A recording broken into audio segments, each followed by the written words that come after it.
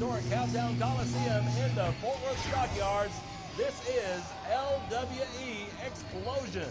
I'm Rob Moore, and here next to me in the broadcast booth is the one, the only Paul Lewis. And Paul, we have an outstanding card here tonight, and I dare say every match could be a main event anywhere. Absolutely, Rob Moore. Let me tell you something. We here in the great state of Texas like to do things in a big way, and what bigger way to start off is having big matches, lots of young talent, lots of old vets coming here from the great state of Texas, the historic Cowtown Coliseum. All right, and we're going to get this show kicked off with Jay Key. Take it away, Jay. Ladies and gentlemen, welcome to LWE Explosion! However, we do have some bad news tonight. The Sandman, Chris Candido, and Sonny are delayed in Philadelphia. They will be here after the show for an autograph signing. However, they will not be able to make the show itself. But tonight, we will still crown the first ever LWE Heavyweight Champion of the world. Oh, wait a minute. You hear that music, Paul? Absolutely. That music can only mean one thing, Rob. Absolutely. The International Players Club is in the house. Led by the one and the only Lance Romance. There he is in all his splendor. And look at that, accompanied by, isn't that Mary Jane? That's Mary Jane, all right. I guess she struck a deal with Lance, internationally known as the original player. I guess she saw where her bread was being buttered at and decided to go ahead and join the IPC. Well, and also coming out with Lance and Mary Jane, I guess he's the littlest IPC member. I don't think there's any doubt about that. Well, let me tell you something. That's Little Dave. Little Dave is not what you would call a mascot for the IPC. He's almost what you would call the head of security for the IPC. Well, I'm sure he's whacked a few kneecaps in his day, but I think we're about to hear what Lance Romance has to say regarding the IPC and regarding the announcement JP just made regarding the fact that there will be a champion crowned tonight, even though the participants in the main event, Sandman, Chris Candido, Sonny, have not yet arrived.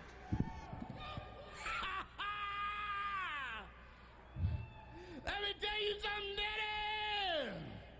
Lance Romance, the original player. We back in the house, Daddy! So they tell me, Chris Candido, the lovely Sonny, and the Sandman, the hardcore icon, they can't make it tonight. Well, let me tell all you Texican dumbos out there, now that the original player is back in his house, and I want to run things like I've done before. Tonight, Lance, the Players Club, we're going to pop this territory like no other, Daddy.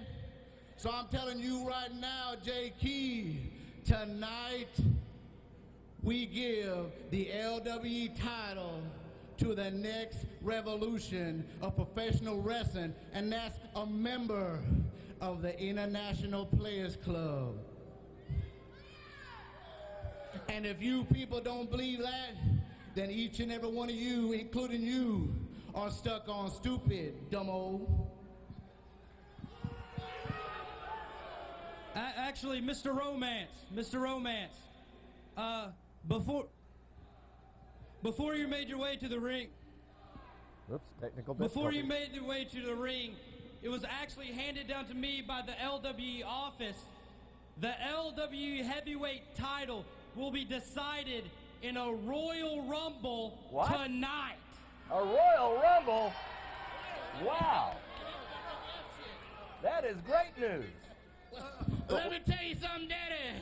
I've run promotions, I've taken over federations, and I'm going to tell you right now, and I'm going to tell every one of you Texicans, I run this house, this is my house, and tonight, we play by my rules, or we don't play at all.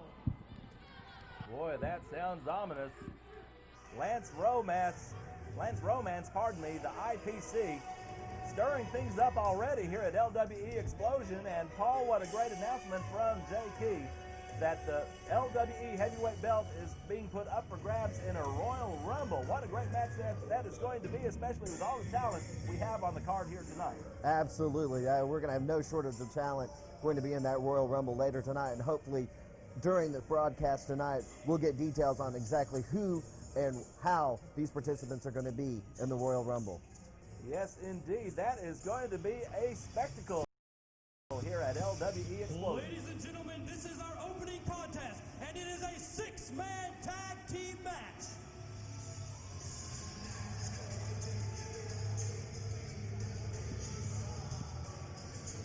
Making their way to the ring, first from Houston, Texas, weighing in at 221 pounds, the superstar, Jared Steele.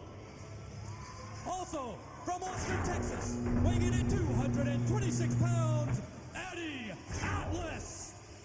And finally, from Ithaca, New York, weighing in at 267 pounds, Gabe Roach.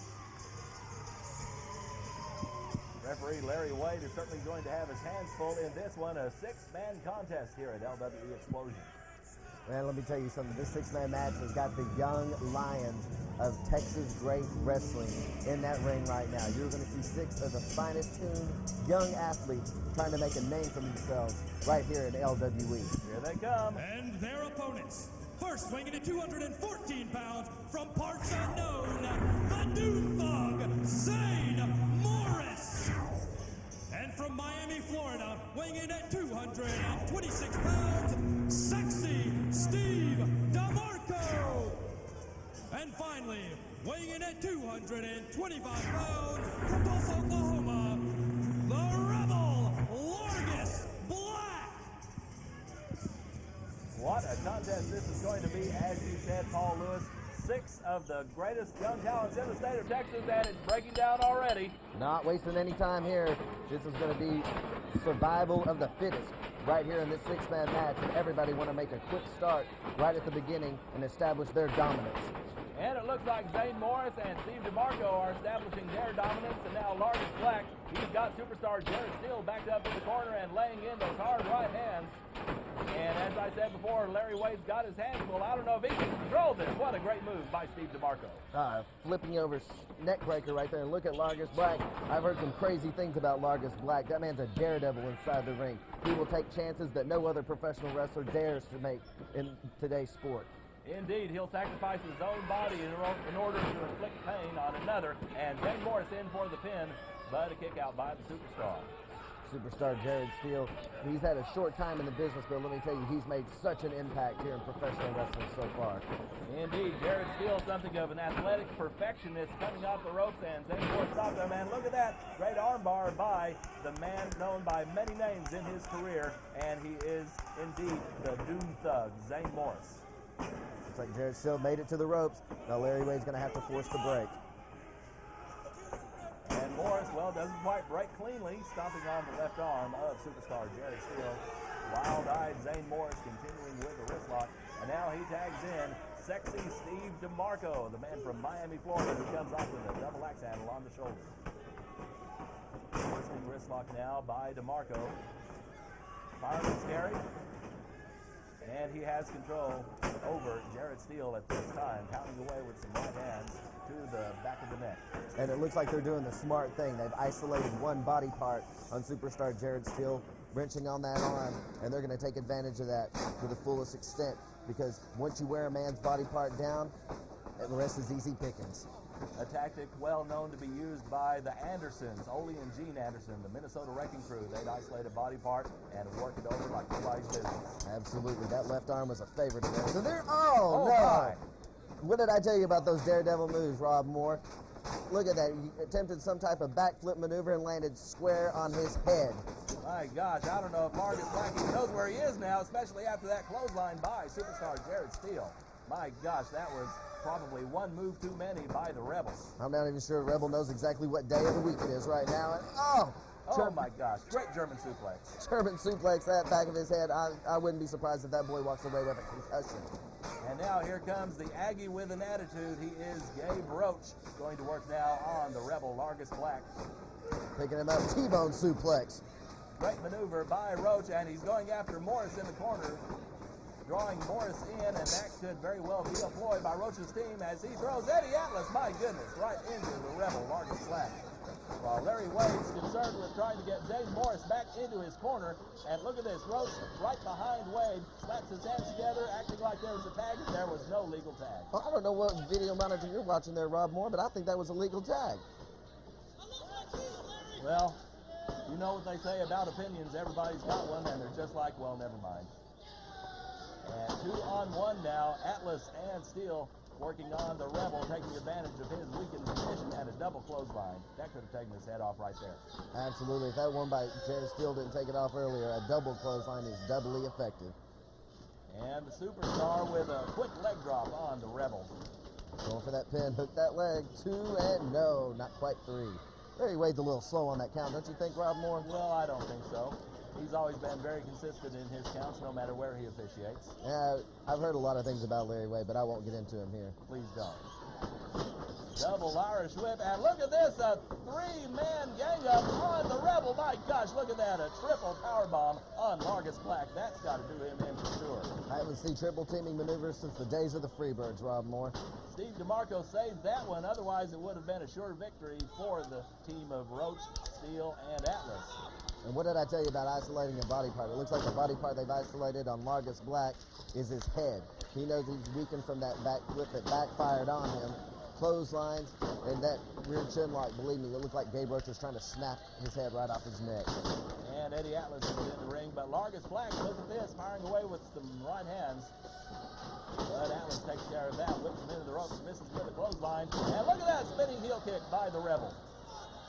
Both men are down. Larry Wade putting the count on both of them. They've got to get to their corners. Let's see who can make the tag first. Looks like Eddie Atlas made the tag, and yes, looks like second Steve DeMarco is also in the ring, and yeah, he's in there like a house of fire. Yes, indeed, you took the words right out of my mouth. Steve DeMarco, and now all 6 men in the ring except for the Rebel, Largus Black, who's taking a breather, and he really needs to. Irish whip by DeMarco, but he runs into a big foot from Atlas. Atlas with the head scissors, look at that, flipping DeMarco through the ropes and all the way to the dirt rodeo floor of the Cowtown Coliseum.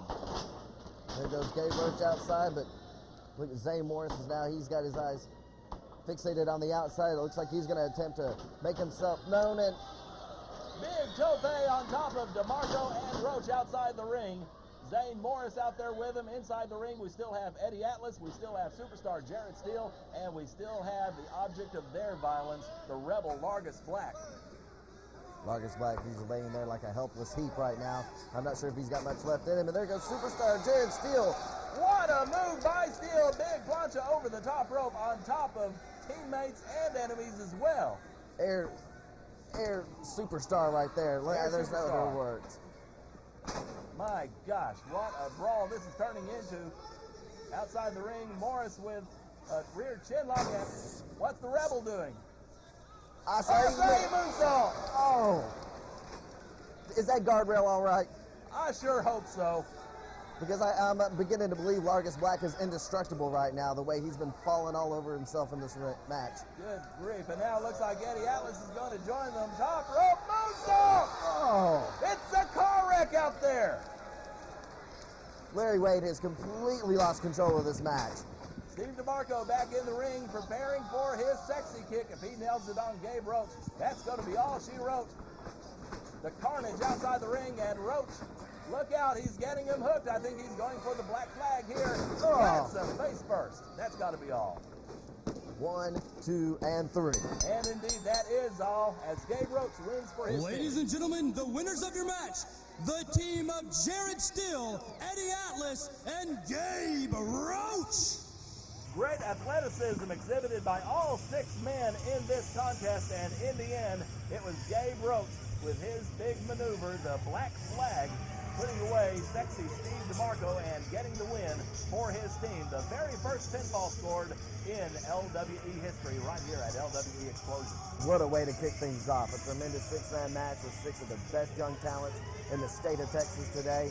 And let me tell you something, that match could have gone either way, but I think the better team won in this one. Well, some people might dispute that, but in any case, you see the team that lost the fall still in the ring trying to figure out what's going on, what happened.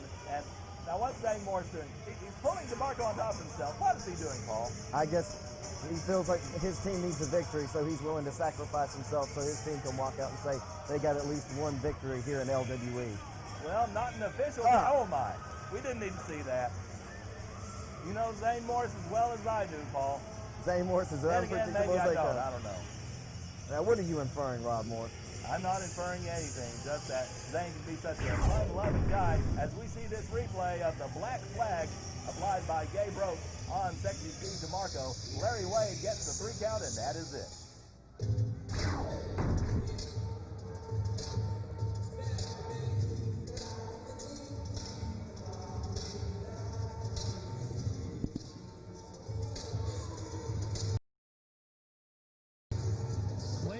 Making his way to the ring, the self-proclaimed world's greatest entertainer, C. Diddy.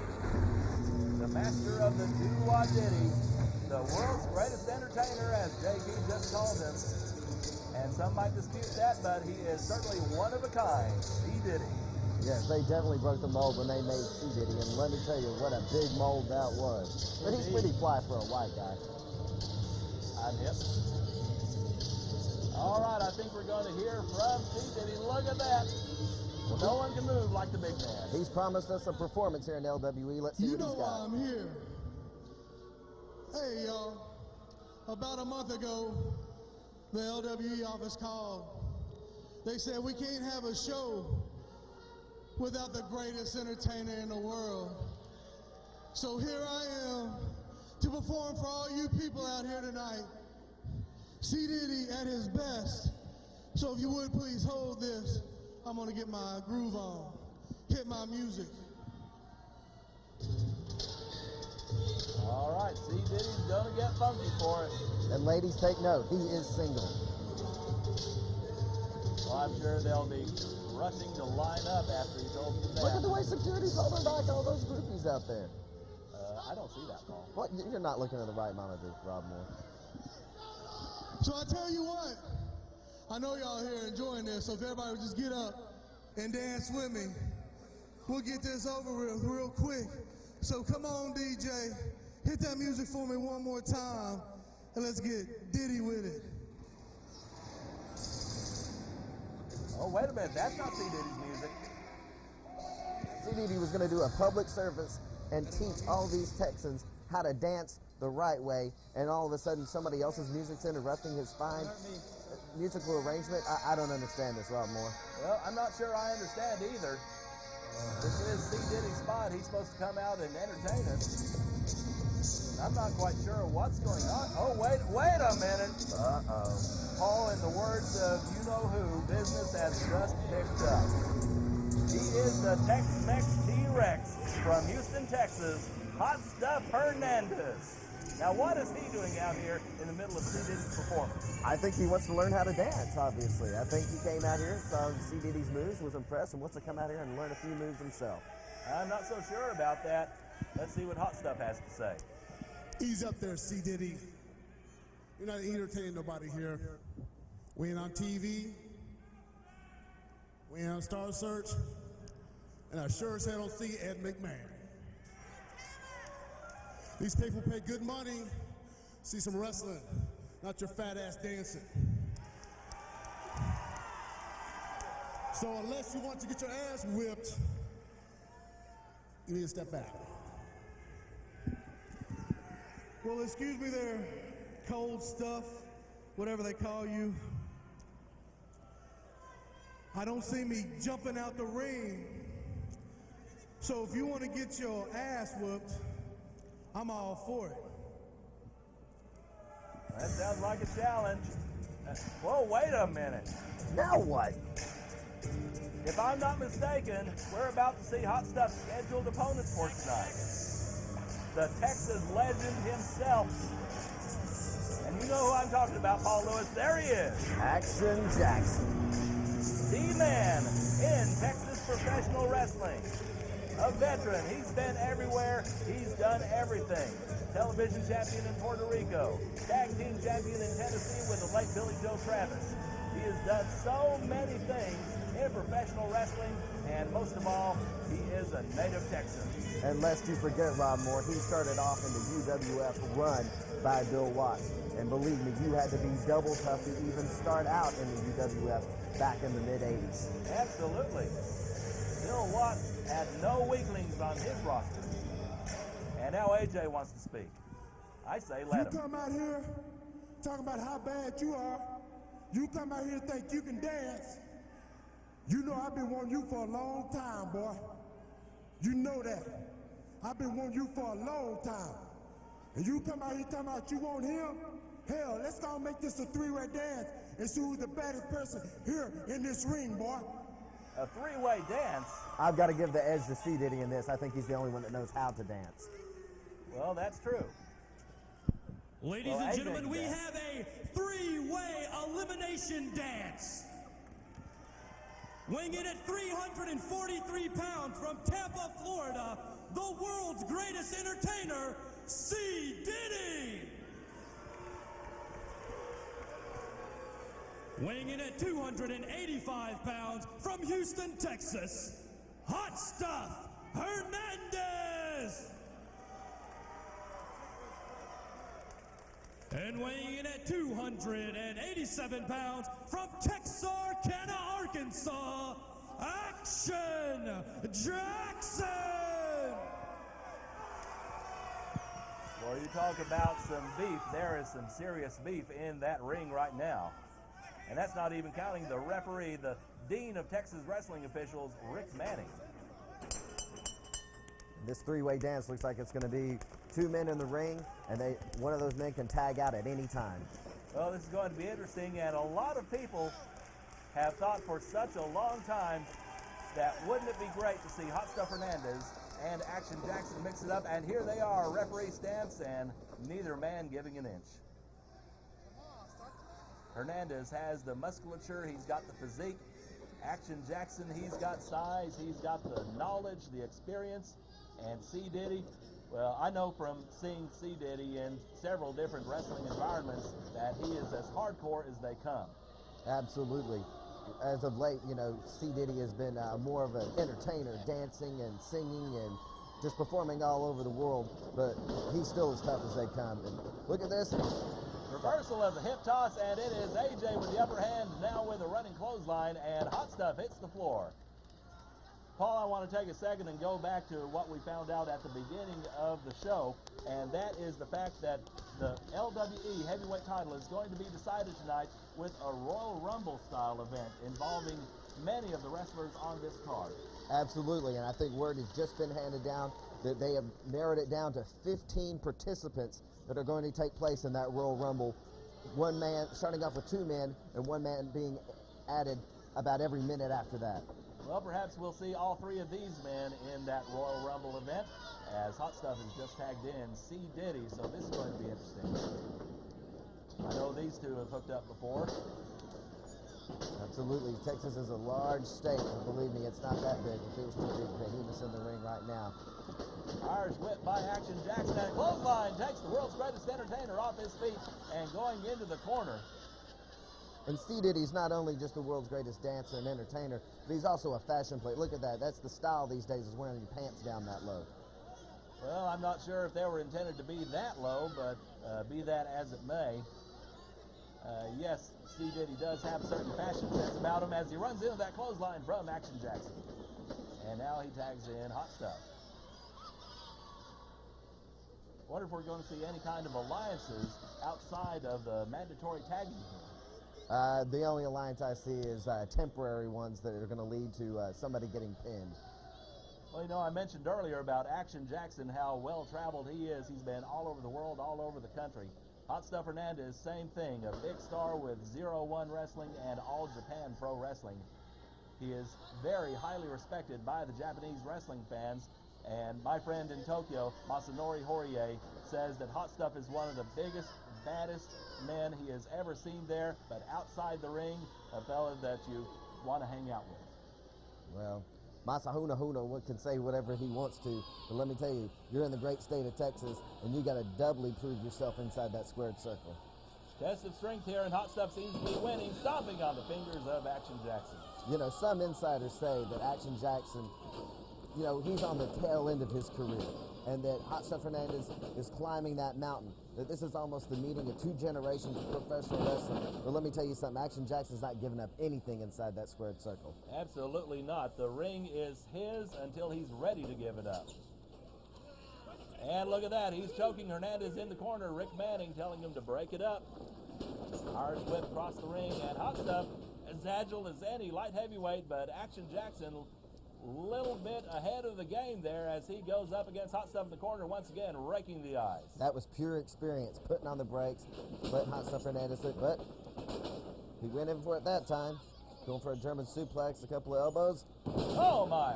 Over the head, belly to belly. And that was pure strength that he picked him up and threw AJ halfway across the ring with.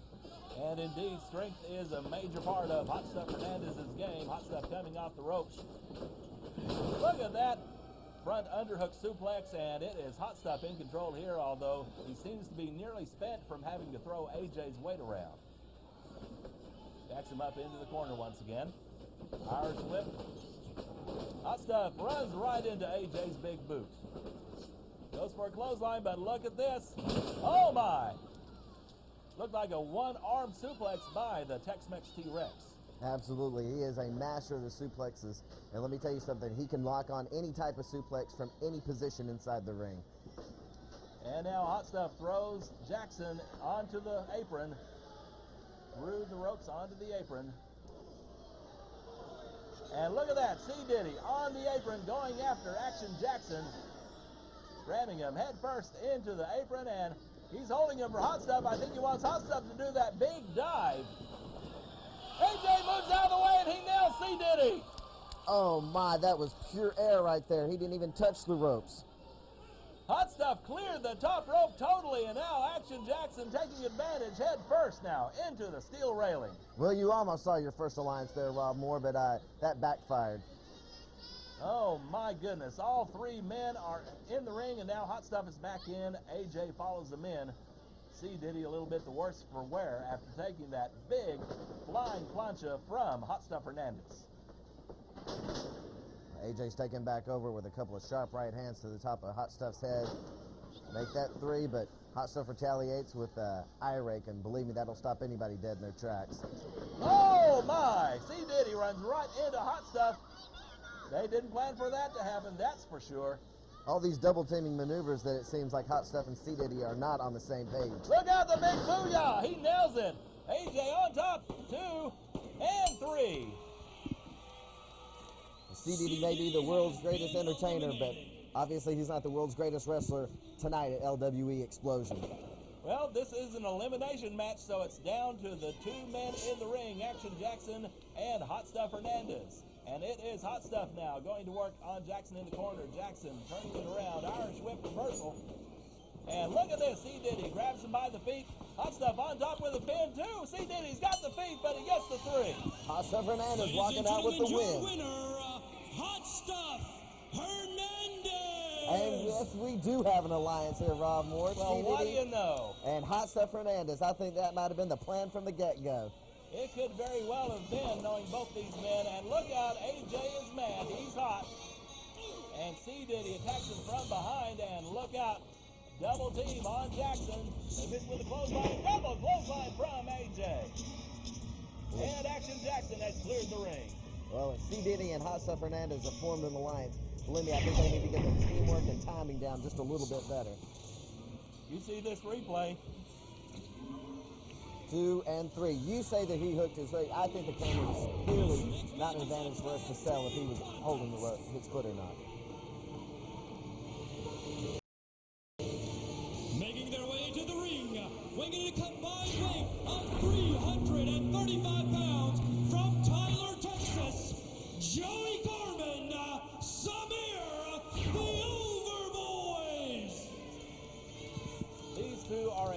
as anybody you will ever find in any wrestling ring, regardless of weight classification. Joey Corbin, Samir, they are indeed the Overboys. Don't let their size fool you for 1 minute. No. These guys have traveled all over the United States, Colorado, Philadelphia, Georgia, Florida. They have been there. They have done that. They have made a name for themselves in professional wrestling, and believe me, they're here to make a name for themselves in LWE. Yes, indeed, and they are up against some top-flight competition, as we are about to see.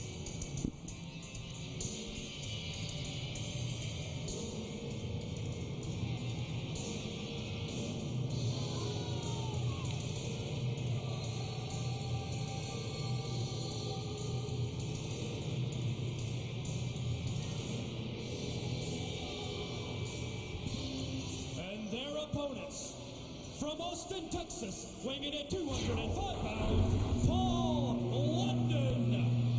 And from Atlanta, Georgia, weighing in at 202 pounds, the phenomenal AJ Styles. Two of the hottest wrestlers in America. You name it, they've been there and they've done it. NWA, TNA, Ring of Honor. These guys have done it. AJ Styles, two-time NWA, TNA X Division champion. Paul London, a great, great competitor in his own right. And this is going to be, Paul, probably the match of the night. Absolutely. This is going to be fast-paced action from top to bottom. Paul London, AJ Styles, blue chippers, if you will. And let me tell you something, you can't pick up a magazine, a newsletter today without reading their names at the top of the list of hot young prospects in today's professional wrestling. Well, Rick Porter is going to have an awful lot to keep up with as the fifth man in the ring, the man in the striped shirt. As he goes over the rules with both sides, and let's see what's going to happen here. They're all in the ring, and they're all shaking hands. That, of course, a Ring of Honor tradition. This isn't Ring of Honor, this is LWE. Yeah, that's what I'm talking about. Well, the Overboys showing their true colors here, and look out, reversal of the Irish whips. Hip tosses by Styles and London, and oh my good grief! Look at that! Samir almost landing on his face with a backdrop. I think Corbin did a 360 in midair. My goodness, can he bar the door? It's a wild one already.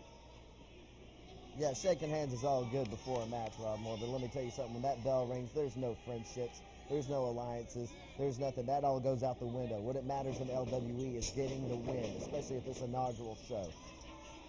Well, I think the Overboys are daring Styles and London to come after them. Styles and London are a little too smart for that.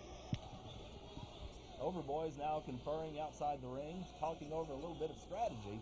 Joey Corbin and Samir, they have been a unit for so long. They know each other so well. They've battled against each other. They have teamed so many times, and they work together just so well like clockwork. Absolutely, a well-oiled machine. They know each other, what each other's going to do before the other one does it. Almost telepathic, if you will, but look at this. London working on Samir with an Irish whip. Samir going for a crossbody, but London just catches him in midair. Fall-away slam by Paul London. But he had a handful of times, Rob Moore. That was plain as day. Oh, my. Leg trip takedown and no further comment necessary. I wouldn't want to be Samir right now, that's all I'll say. No way. Now Styles and London teaming up on Samir. Oh, my, double backbreaker. They just about cut Samir in half right there. Well, take an early advantage in the match if you get a chance to. It only takes 3 seconds to win a match. Joey Corbin, a ping pong ball between the two. And Corbin bailing out. And Samir, well, he's done something big against AJ Styles and certainly letting the fans know about it. You see that was a legal forearm smash, so they make that too. I could see that. I'm willing to give the benefit of the doubt where it's earned.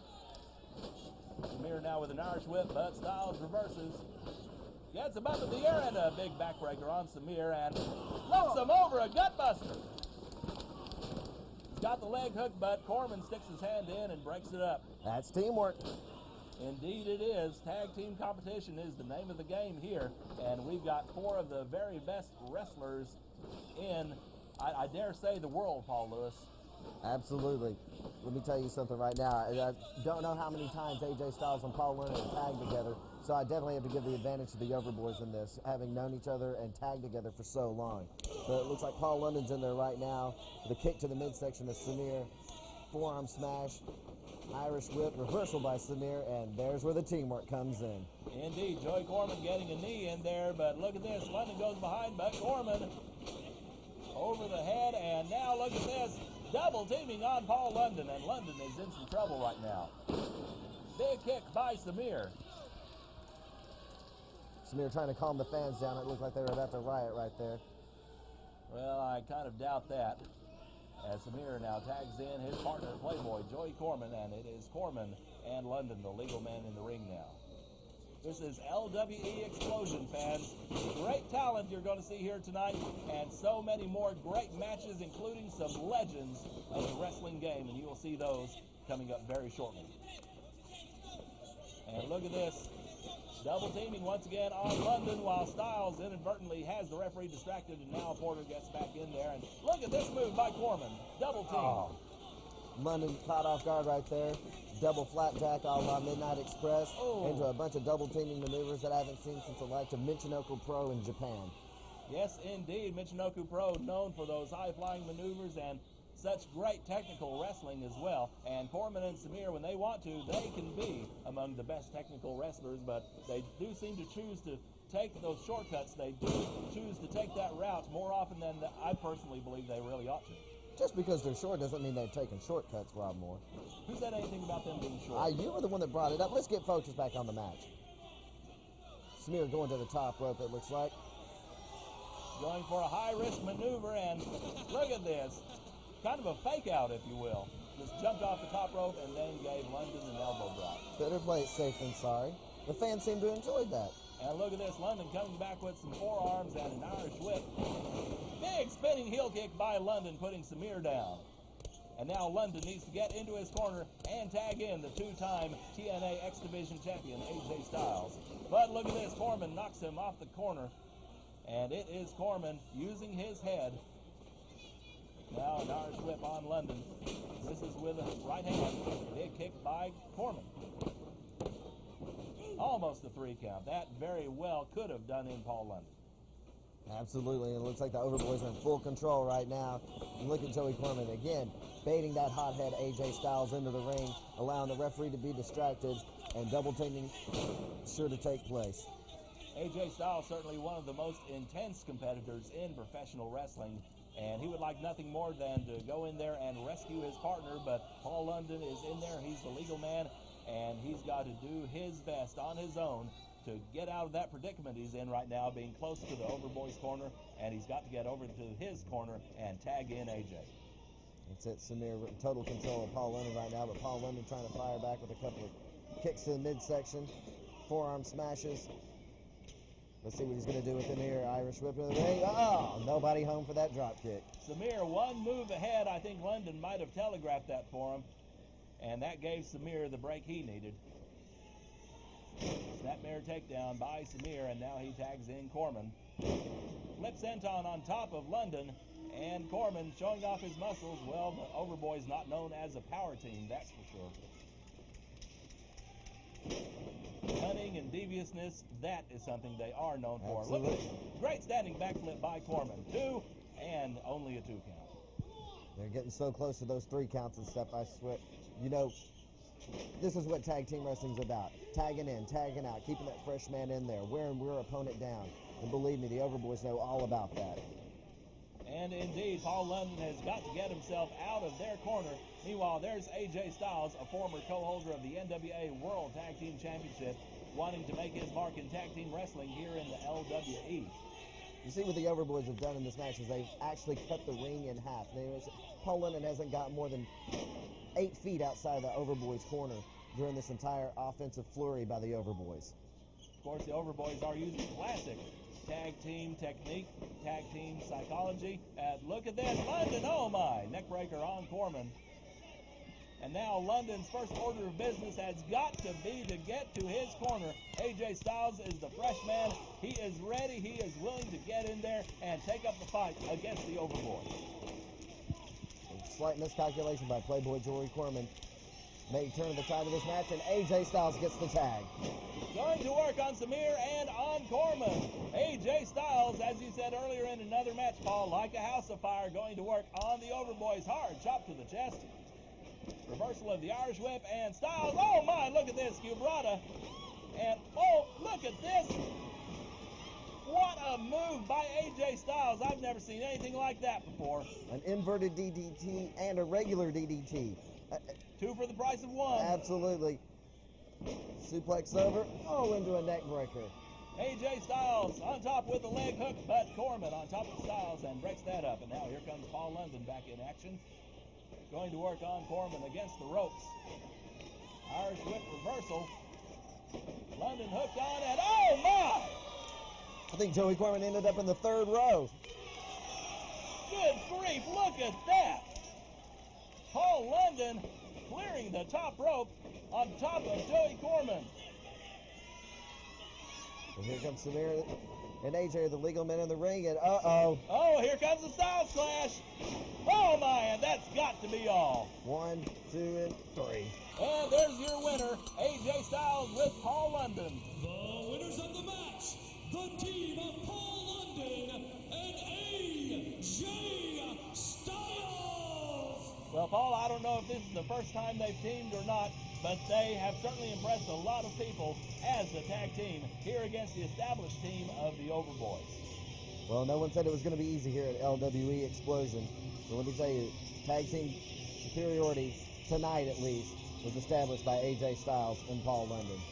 And indeed, perhaps they will be in the hunt for LWE Tag Team Gold in the near future as Styles and London defeat the Overboys here at LWE Explosion, coming to you tonight from the Cowtown Coliseum in Fort Worth, Texas, right in the middle of the historic Fort Worth Stockyards. And, well, wait a minute, the Overboys are back in the ring. Let's see if this breaks down again. I can't wait. Overboys are going to stand out there and use their double teaming maneuvers and cheat it. What? Shaking hands. Well, look at that. What's sportsmanship doing in LWE? I don't understand this, Rob Warren. Sportsmanship has everything to do with LWE. That's a part of the legacy of professional wrestling, and you know that, Paul Lewis. Whatever. All right, there are your winners, Paul London and AJ Styles here at LWE Explosion. Referee Rick Porter once again raising their arms in victory.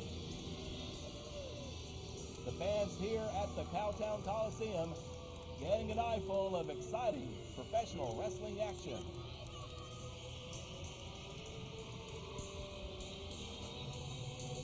And indeed, there is still plenty more to come, including some of the legends of professional wrestling, plus the big main event, which is now going to be a Royal Rumble style match for the vacant LWE Heavyweight Championship. The wrestlers, well, let's take a look at our, here's the replay. First of all, setting up the Styles Clash, and that's all she wrote for Samir. Yeah, not too many people kick out of that. No, they don't. Now, wait a minute. Who's this guy? You don't know who that is? That's Mr. Big. Mr. Big. Absolutely. All right, well, what is he doing here? Well, obviously he has an announcement to make, Rob Moore. Why don't you... Get out of my way, punk. You make me sick, all right? You know, I just want to let you people know what a thrill it is to be a part of LWE. Because we got some great legends here in the ring tonight. Some icons that are kings of the ring. That's enough out of you, buddy. Now, let me also tell you what a pleasure it is to be here in Fort Worth, Texas, at the legendary Cowtown Coliseum. And by the look of some of you fans, I can see where it's got its name, because obviously this is where the cows come home. Now shut up. I demand respect. Let me introduce to you who I am. My name is Mr. Big. Watch it. Mr. Big. And I manage what you're about to see. 455 pounds of brute force and a magnificent specimen of a man named Krusher Palm. You may be asking, how can a man of my stature manage such a massive amount of a man? It's because, don't you idiots know, the mind is stronger than muscle. So, let me tell you, Hacksaw Jim Duggan. We're about to face a legend out here, Hacksaw Jim Duggan. But let me tell you something, Hacksaw. After Krusher Kong gets done with you, you'll be known as Seesaw Jim Duggan, because Krusher Kong is about to tilt your world, baby. Wow. So, without further ado, let me bring out the one, the only, Krusher Kong! The big man from South Africa, Krusher Kong. To the ring from South Africa, weighing in at 444 pounds, Krusher Kong! Good Lord, he's enormous. I think he's even bigger than he was the last time I saw him. Mr. Big says he's weighing in at 455 pounds these days. And legend has it that fur that he wears around him, bare hands ripped it right off that animal. I wouldn't doubt that for a second, Paul. Wow, what a massive individual. Look out! Business is going to pick up. You hear the music. And here he His comes. opponent from Glen Falls, New York, weighing in at 301 pounds, Hacksaw Jim Duggan! He is the man. The patriotic Hacksaw Jim Duggan. Well, what can be said about Hacksaw Jim Duggan that hasn't been said before, Rodmore? He's got the flag, former football star at SMU, star for the Atlanta Falcons, star in Mid-South, the WWF, WCW, and to top it off, Paul Lewis, a cancer survivor. Yes, I have got to give all the credit in the world to Hacksaw Jim Duggan. Battled back after adversity, having surgery to remove a cancerous kidney in his body, and to make a comeback in professional wrestling, not only just to recover and have a normal life, is just a testament to his spirit. Yes, indeed. I don't think any man in LWE has a greater fighting spirit than Hacksaw Jim Duggan. He's got the 2x4 and he is ready for action here at LWE Explosion. Now that 2x4 is illegal in a standard wrestling match, right? Yes, it is. Because I know he's been apt to use that before. Yes, he has. But being in the ring with Krusher Kong, I honestly say I can't blame him. Well, we shall see what happens. Krusher Kong, the most massive individual in the LWE, and his manager, Mr. Big, sort of the opposite, I guess you could say. Well, if Hacksaw He's Jim... about the size of the 2x4. I was just going to say, if Hacksaw Jim Duggan at any point during that match picks up that 2x4, Krusher Kong can always pick up Mr. Big and swat him back with him. Rick Manning has the refereeing assignment for this one, and indeed, maybe Krusher Kong would have to use Mr. Big as a weapon. We shall see. And you know, Hacksaw Jim Duggan, he's on a literacy campaign. He's all going across the United States of America teaching young children how to spell USA. Well, certainly it's not that difficult, but whenever Hacksaw Jim Duggan appears at a wrestling show, autograph sessions, anywhere, you know the chant's going to pick up, and I think we're about to hear it right here. Hacksaw revving up the fans. And here we go in a collar and elbow lockup, and the big man backed up. Now he turns Duggan around, and they just go round and round. I don't know if the ropes can handle the weight of both men simultaneously. I don't know, but there wasn't a clean break right there by Krusher Kong. Taking early advantage, but reversal by Hacksaw Jim Duggan. Big clothesline, but he can't take Krusher off of his feet. Very few men in history have ever taken Krusher Kong off his feet. And he just did it. Hacksaw Jim Duggan does it. Here we go. The fans here at the Cowtown Coliseum getting into it. And, of course, Cowtown Coliseum, a very important place in the history, in the career of Hacksaw Jim Duggan. It was in this very arena, Paul Lewis, where Hacksaw and Terry Taylor won the UWF Tag Team title on December 27, 1986. They defeated Wild Bill Irwin and Leroy Brown right here in this building. That's right, Rob Moore. And also, Texas has a special place, Hacksaw Jim Duggan. This is where he first started in professional wrestling under the tutelage of Jack Atkinson, better known as Fritz Von Erich. Yes, indeed. And that was following his days as a football star at SMU, which is also the alma mater of Mr. Jack Atkinson, God rest his soul. And look at this. I think Krusher Kong's had enough. Krusher and Mr. Big walking back to the dressing room, risking a count out here. I don't think at this point it matters because they can obviously tell that referee Rick Manning is very biased during this match, siding with Hacksaw Jim Duggan. I don't see any bias with Rick Manning. Look, they're counting along together. Obviously, they're in unison. Well, Hacksaw is just following Rick Manning's lead, and here comes Krusher Kong back to the ring. I guess he doesn't want to be counted out after all. Well, there's still some fight left in Krusher Kong. Don't you worry about that, Rob Moore. Well, I have no doubt about that. Because Krusher Kong, he has taken on some of the very best in the business himself. Formerly in WCW, he's taken on the Horsemen. He's taken on men like Ric Flair, Ron Simmons, Sting, and matched them move for move and just tore a path through WCW. And while he was in WCW, don't forget that he was tutored and managed by the great Harley Race, 8-time NWA World Heavyweight Champion. Oh my, it's Krusher Kong using Hacksaw Duggan's own 2x4 against him, jabbing him in the stomach while Mr. Big had Rick Manning distracted. All Krusher Kong was offering him, Hacksaw Jim Duggan, a chance. Here, do you want your 2x4? You may need it against me. And it's not my fault that, or Krusher Kong's fault that Hacksaw Jim Duggan didn't take his 2x4 when it was offered to him. Paul, what are you smoking?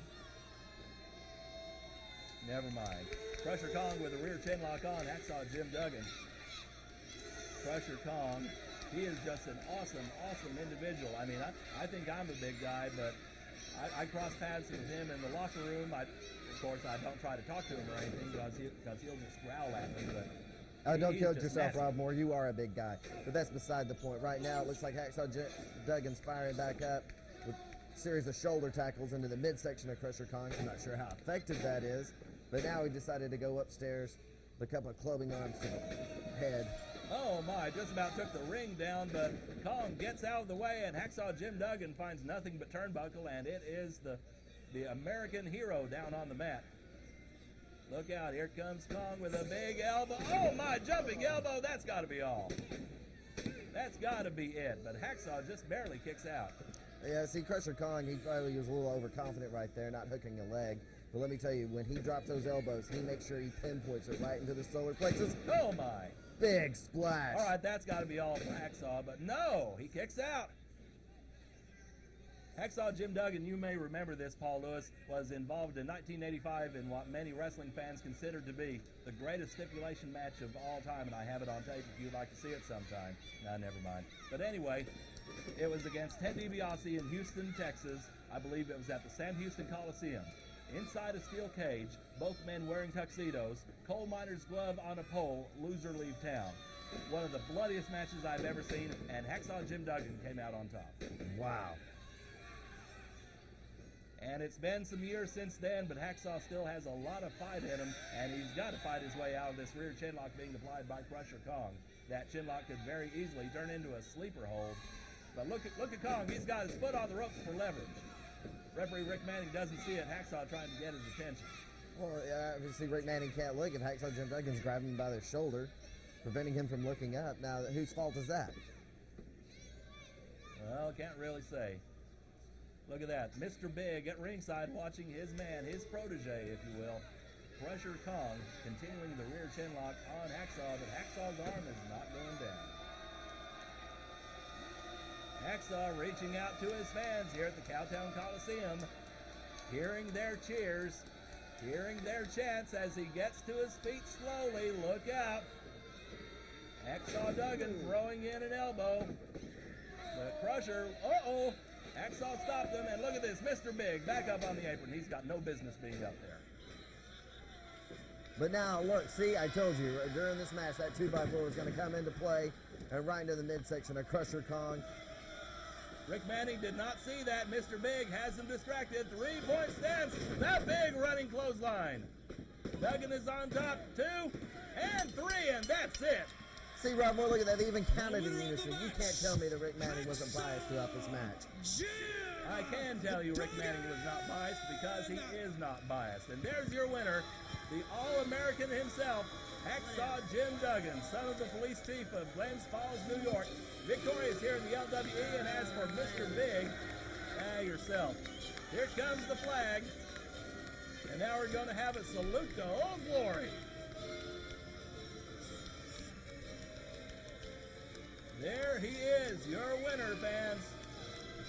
An amazing man, one of the most courageous men in professional wrestling, and a true living legend.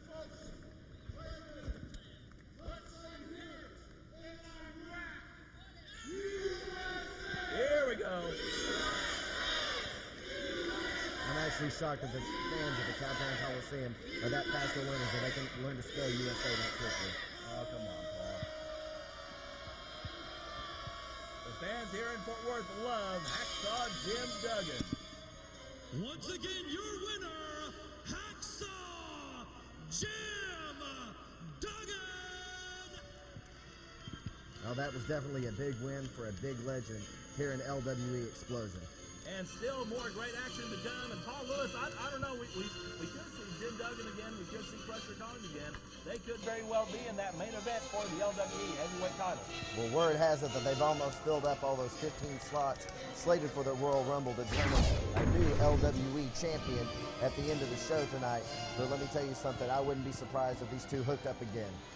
Boy, you betcha, especially, well, here comes Michelle Duncan, the widow of the late great Bobby Duncan Jr., as we are about to have our match for the LWE Southern States Heritage title. Named in honor of Bobby Duncan Jr. Yes, indeed, and we have two of the finest athletes in wrestling going one-on-one to determine the first ever Southern States Heritage champion. What a beautiful belt that is.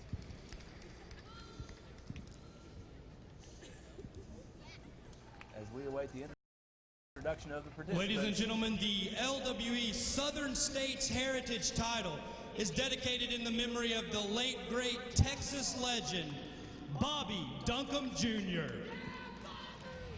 The next contest is scheduled for one fall and is for the LWE Southern States Heritage title.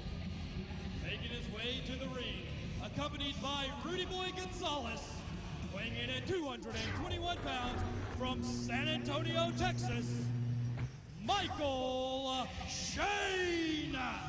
Another hot prospect in the world of professional wrestling, Bob Moore. A man that's been trained by Rudy Boy Gonzalez out of San Antonio, Texas.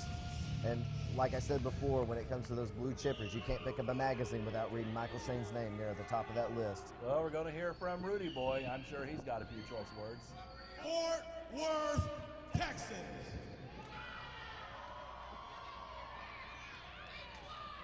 This Cowtown place stinks.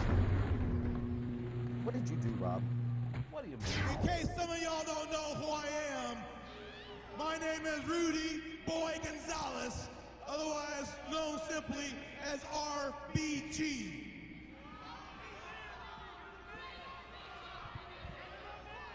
I don't need you to tell me I'm the man, I already know I am.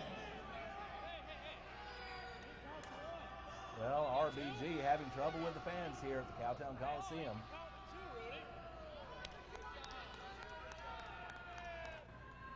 Let me introduce you guys to Michael Shane.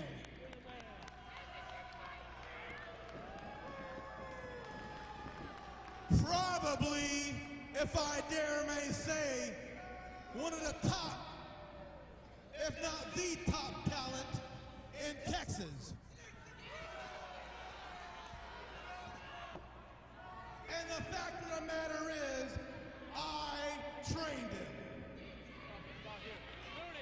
Rudy, I'm up here. I'm the top. The top talent in Texas. Coming all the way from San Antonio down I-35, where real wrestling is from. Oh boy. I've been up in this area several times and I haven't been impressed with any of the talent that I've seen. Well, he would know talent, but then again, I'm not sure if he's really paying attention. So what I had to do was get a hold of the promoter of LWE and tell him I've got the top guys in Texas. And if you don't believe me, pal, read all over the internet, OneWrestling.com, WrestlingObserver.com, Jabroni.com, IndieWars, any website you might want to pull up, RBG is all over it. And it's because I know how to train talent. Well, he's got that right. I'll agree with that. He is the top So in trainer. closing,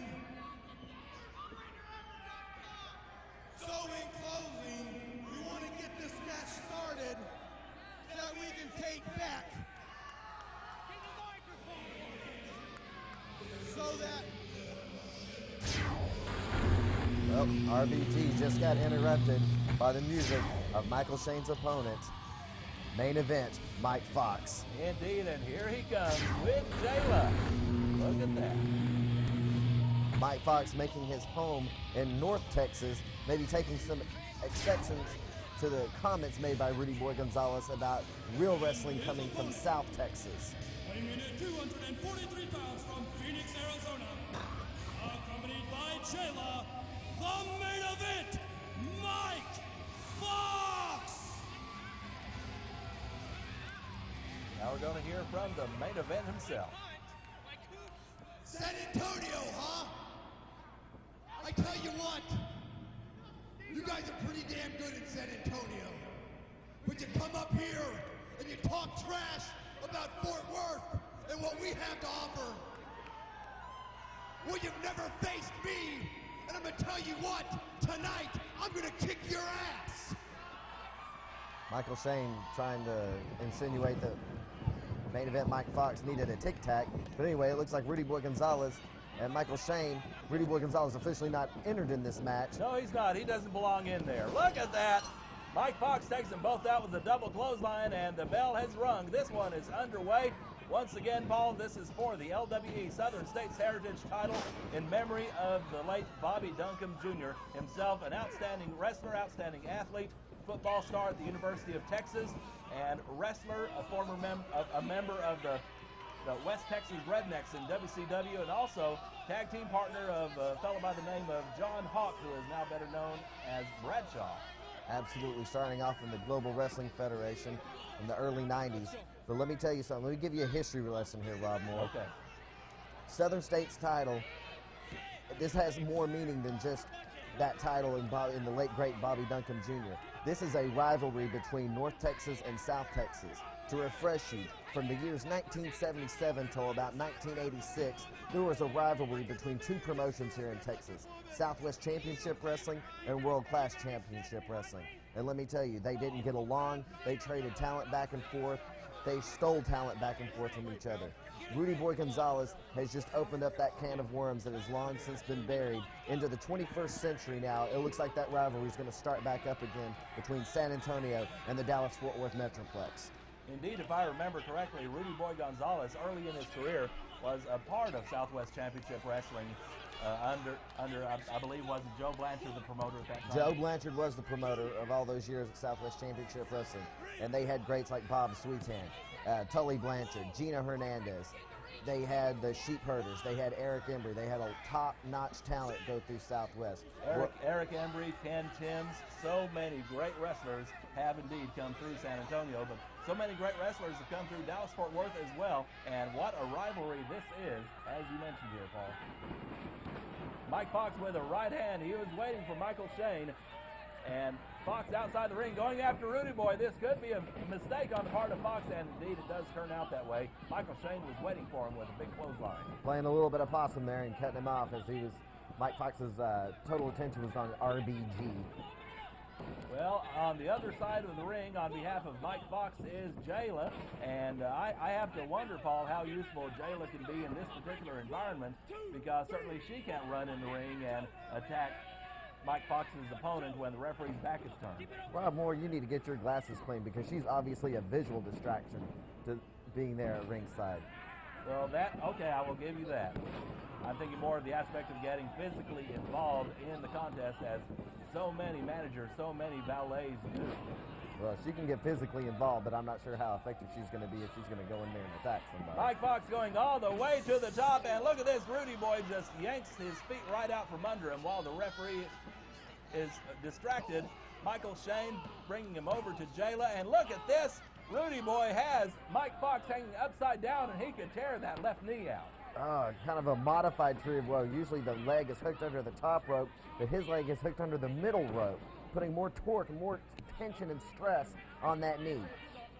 Michael Shane definitely with the upper hand here thanks to his trainer, Rudy Boy Gonzalez. Of course, another man has had a hand in the success of Michael Shane to this point.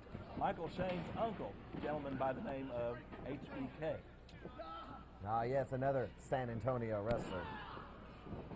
Indeed, quite a tradition of wrestling in San Antonio. You've got names like Blanchard and Michaels and Lothario from San Antonio, Von Erichs in the Dallas-Fort Worth area, and these fans are seeing the product of all those years of evolution in Texas professional wrestling right here in this match for the LWE Southern States title. Here we are into the 21st century, and the tradition of Texas wrestling is going strong, especially in this match for the Southern States Heritage title. And still to come later on tonight, we've got that 15-man Royal Rumble for the LWE Heavyweight Championship. Originally Sandman and Chris Candido to square off, and of course Sonny present as well, but they are late arriving, and it's my understanding that they'll be available for an autograph session after the card is over. Well, maybe we'll take some footage of that and show the fans later on, but right now it looks like Michael Shane in complete control. He found the weak spot of main event Mike Fox.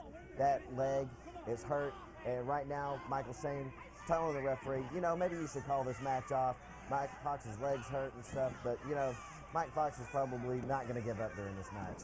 Well, when you consider that Rudy Boy Gonzalez is out there doing everything he can, getting on, it's almost like a 2-on-1 handicap match there with Michael Shane and RBG teaming up on Mike Fox. Oh, Rudy Boy Gonzalez, did you not listen to his promo at the beginning of this match? He is a trainer. He is also a physical trainer, licensed, if you will, and he was checking on that leg to see if it was injured and if Mike Fox could even continue in this match. Good grief. I've heard some real Lulus in my time, but that just about takes the cake, Paul. Michael Shane working on the left knee, the injured left knee of Mike Fox. Referee Rick Porter keeping a close eye on everything as best he can, because you've got the distraction of Rudy Boy at ringside, and yes, Paul, Jayla is there too, and she can be quite a distraction herself in her own way. But look at this! Fox caught him with that right foot and sent Shane flying over the top rope. And now Rudy Boy complaining about that. Well, basically, he just got kicked out of the ring by a one-legged man. But look at Mike Fox. He can't even stand. He's over by the ropes. He doesn't even have the energy to pull himself up right now. Jayla's shouting words of encouragement to her man right now, but it looks like Mike Fox's left knee may be too badly injured to continue in this match. Well, indeed, there could be some stretched, strained, maybe even some torn ligaments in there. Fox will most likely have to see a doctor first thing in the morning and get that knee looked at, as Michael Shane continues to batter the knee. Pulling, tugging, kicking, tying it up, anything he can do to take a point of balance away from Mike Fox. The step over toe hold right there, and it looks like not only does he, main event Mike Fox experiencing the pain of having a step over toe hold applied to him right there, but he's so weakened in his state he doesn't realize his shoulders are down for a 3 count. He is going to have to watch out for that, Paul Lewis, and you make a very good point right there. I always make a good point, Rob Moore. You need to pay attention more, Al. If Mike Fox lets the pain get to him too much, he could very well forget about his shoulders, and next thing you know, Michael Shane is the one receiving the belt from Michelle Duncan. Rick Porter with the count, and now he sees Michael Shane's hand on the ropes, and look out, Fox has him rolled up, going in for the pin, but once again, Shane turns it over, and he's got that leg hooked in just too well. The element of surprise took Michael Shane off of his feet right there. But let me tell you something, Mike Fox's left knee could be too weakened to even hold him down. Shane pulling Fox over into the middle of the ring, and that's the ideal position. Step over toe. Oh, he's going for the figure 4 leg lock. And he has it locked in. The legendary figure 4 leg lock that's won world championships for men like Buddy Rogers, like Ric Flair, like Jack Briscoe, and now Michael Shane trying to win the LWE Southern States Heavyweight title with that hold, and now he's pulling on the ropes, adding extra leverage. And the referee has got to catch him in the act before he can call for a break, and that's the downside of it. And that figure 4 leg lock, you don't see it utilized too much today in sports entertainment, but in professional wrestling, let me tell you something. We don't have enough time to expound on how many wrestlers' careers or how many legs have been broken with the use of that hold. I can tell you two off the top of my head. Greg the Hammer Valentine actually broke 2 men's legs with that hold. Chief J Strongbow and Wahoo McDaniel. Absolutely. The late Wahoo McDaniel. And God rest his soul. Let me tell you, Greg the Hammer Valentine also used that hold many times, many a year, put many an upstart in professional wrestling, quit soon afterwards because of the pain and the injuries that they sustained from that hold. Well, Fox almost had the pin with the inside cradle, and he's basically limping around on that one good right leg, throwing Shane into the ropes, and big face first flapjack, but Fox, I think Fox's knee is just too bad for him right now. It has obviously slowed down his mobility in the ring. Experiencing that pain has got to take a little bit of the starch out of your cells. But he's coming back. It looks like he's fighting back as hard as he can. Spinebuster by the main event. But see, he's too weak and too dazed to capitalize on it. Took it a little too long for that cover. This could very well end up going Michael Shane's way, and here comes Rudy Boy. What is he doing back up there again? Well, he's obviously explaining to the referee about the tight pulling and the rule infractions that he sees in that match. Mike Fox wants to slug him one. Oh, look out! Fox got out of the way. Now a roll-up. 2 and only a 3. And now Shane on top holding on to the ropes, but Rick Porter catches him.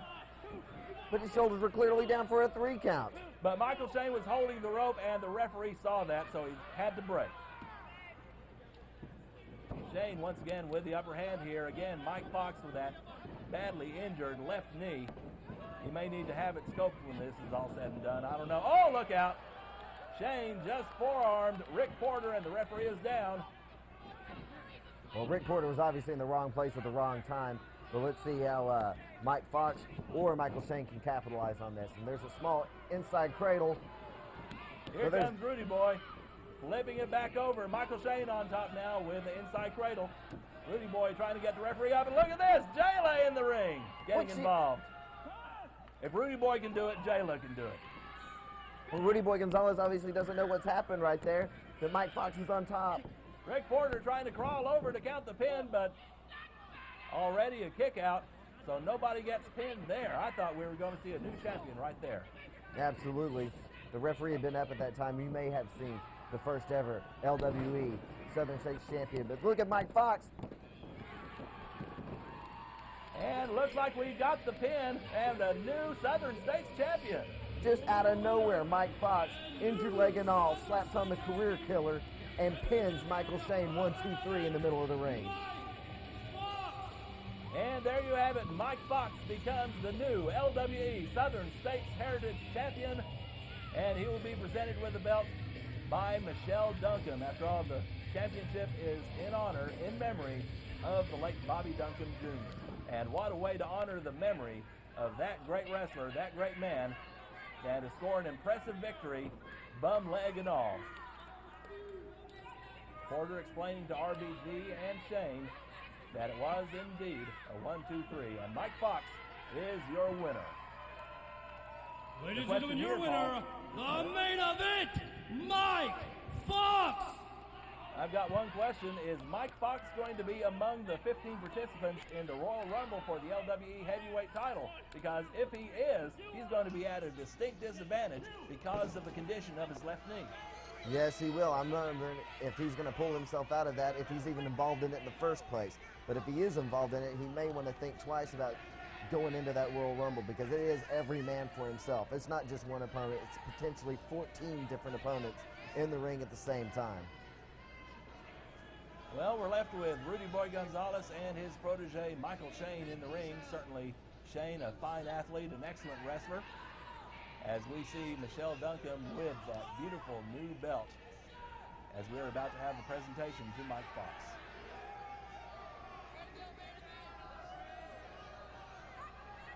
Jakey waiting to initiate the festivities. Here we go. Mike Fox is the champion.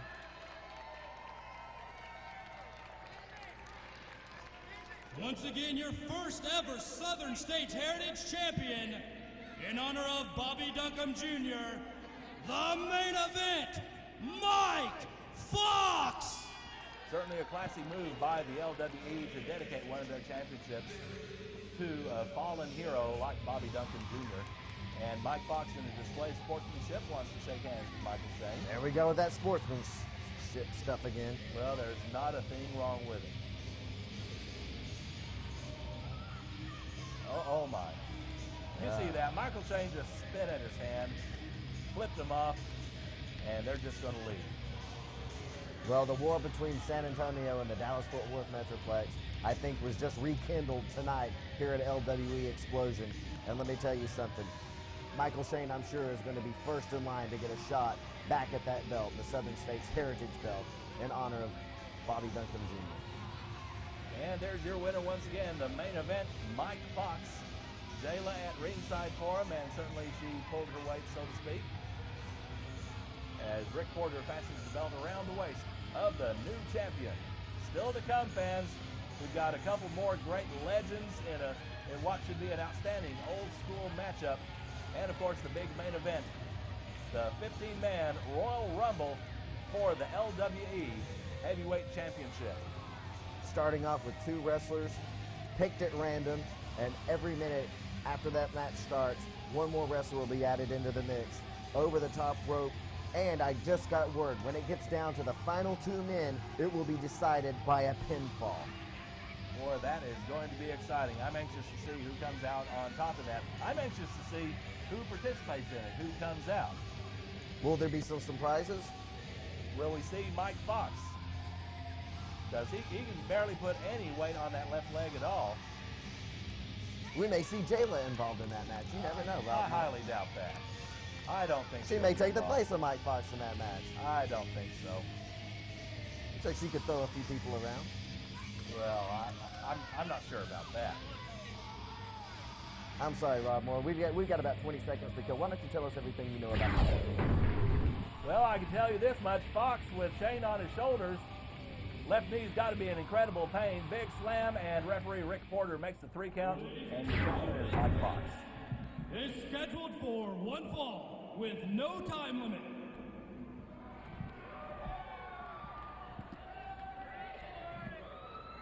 Well, Paul Lewis, I've been waiting all day for this one. This is one of those dream matches that I've just dreamed my whole life about announcing.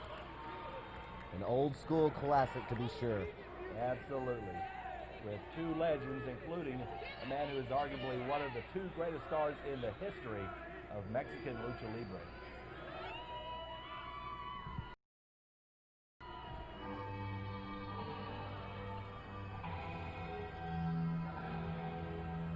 And listen to that, they're even using old school music.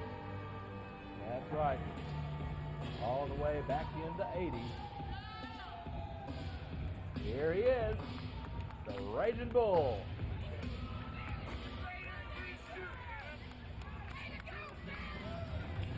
Former NWA World Tag Team Champion and so many other titles throughout his long career, the Raging Bull, Manny Fernandez. 2-time NWA World Tag Team Champion, once with Dusty Rhodes and once with the late, great, ravishing Rick Rude. Yes, indeed. Held many a title throughout many a territory back in the day. Former Southwest Heavyweight Champion, feuded with the legendary Killer Tim Brooks in that territory. Also a former Central States Heavyweight Champion, feuding with the Super Destroyers. Indeed. Donnie Mueller has the assignment for this one. I'm sure this has got to be a dream match for him as well. As we await the arrival of the man, the icon of Mexican professional wrestling, and certainly a worldwide ambassador of Lucha Libre.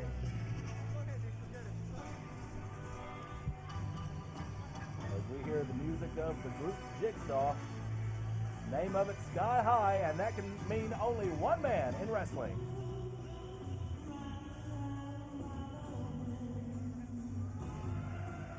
Ladies and gentlemen, there he is.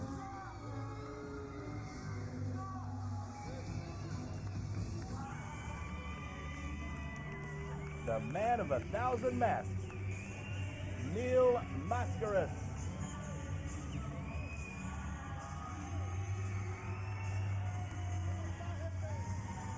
So many years, one of the most popular wrestlers in the entire world, and a nice handshake with everybody. Ladies and gentlemen, to my right, from El Paso, Texas, weighing in at 249 pounds, the Raging Bull, Manny Fernandez! To my left, from Mexico City, Mexico, weighing in at 239 pounds, the man of 1,000 masks,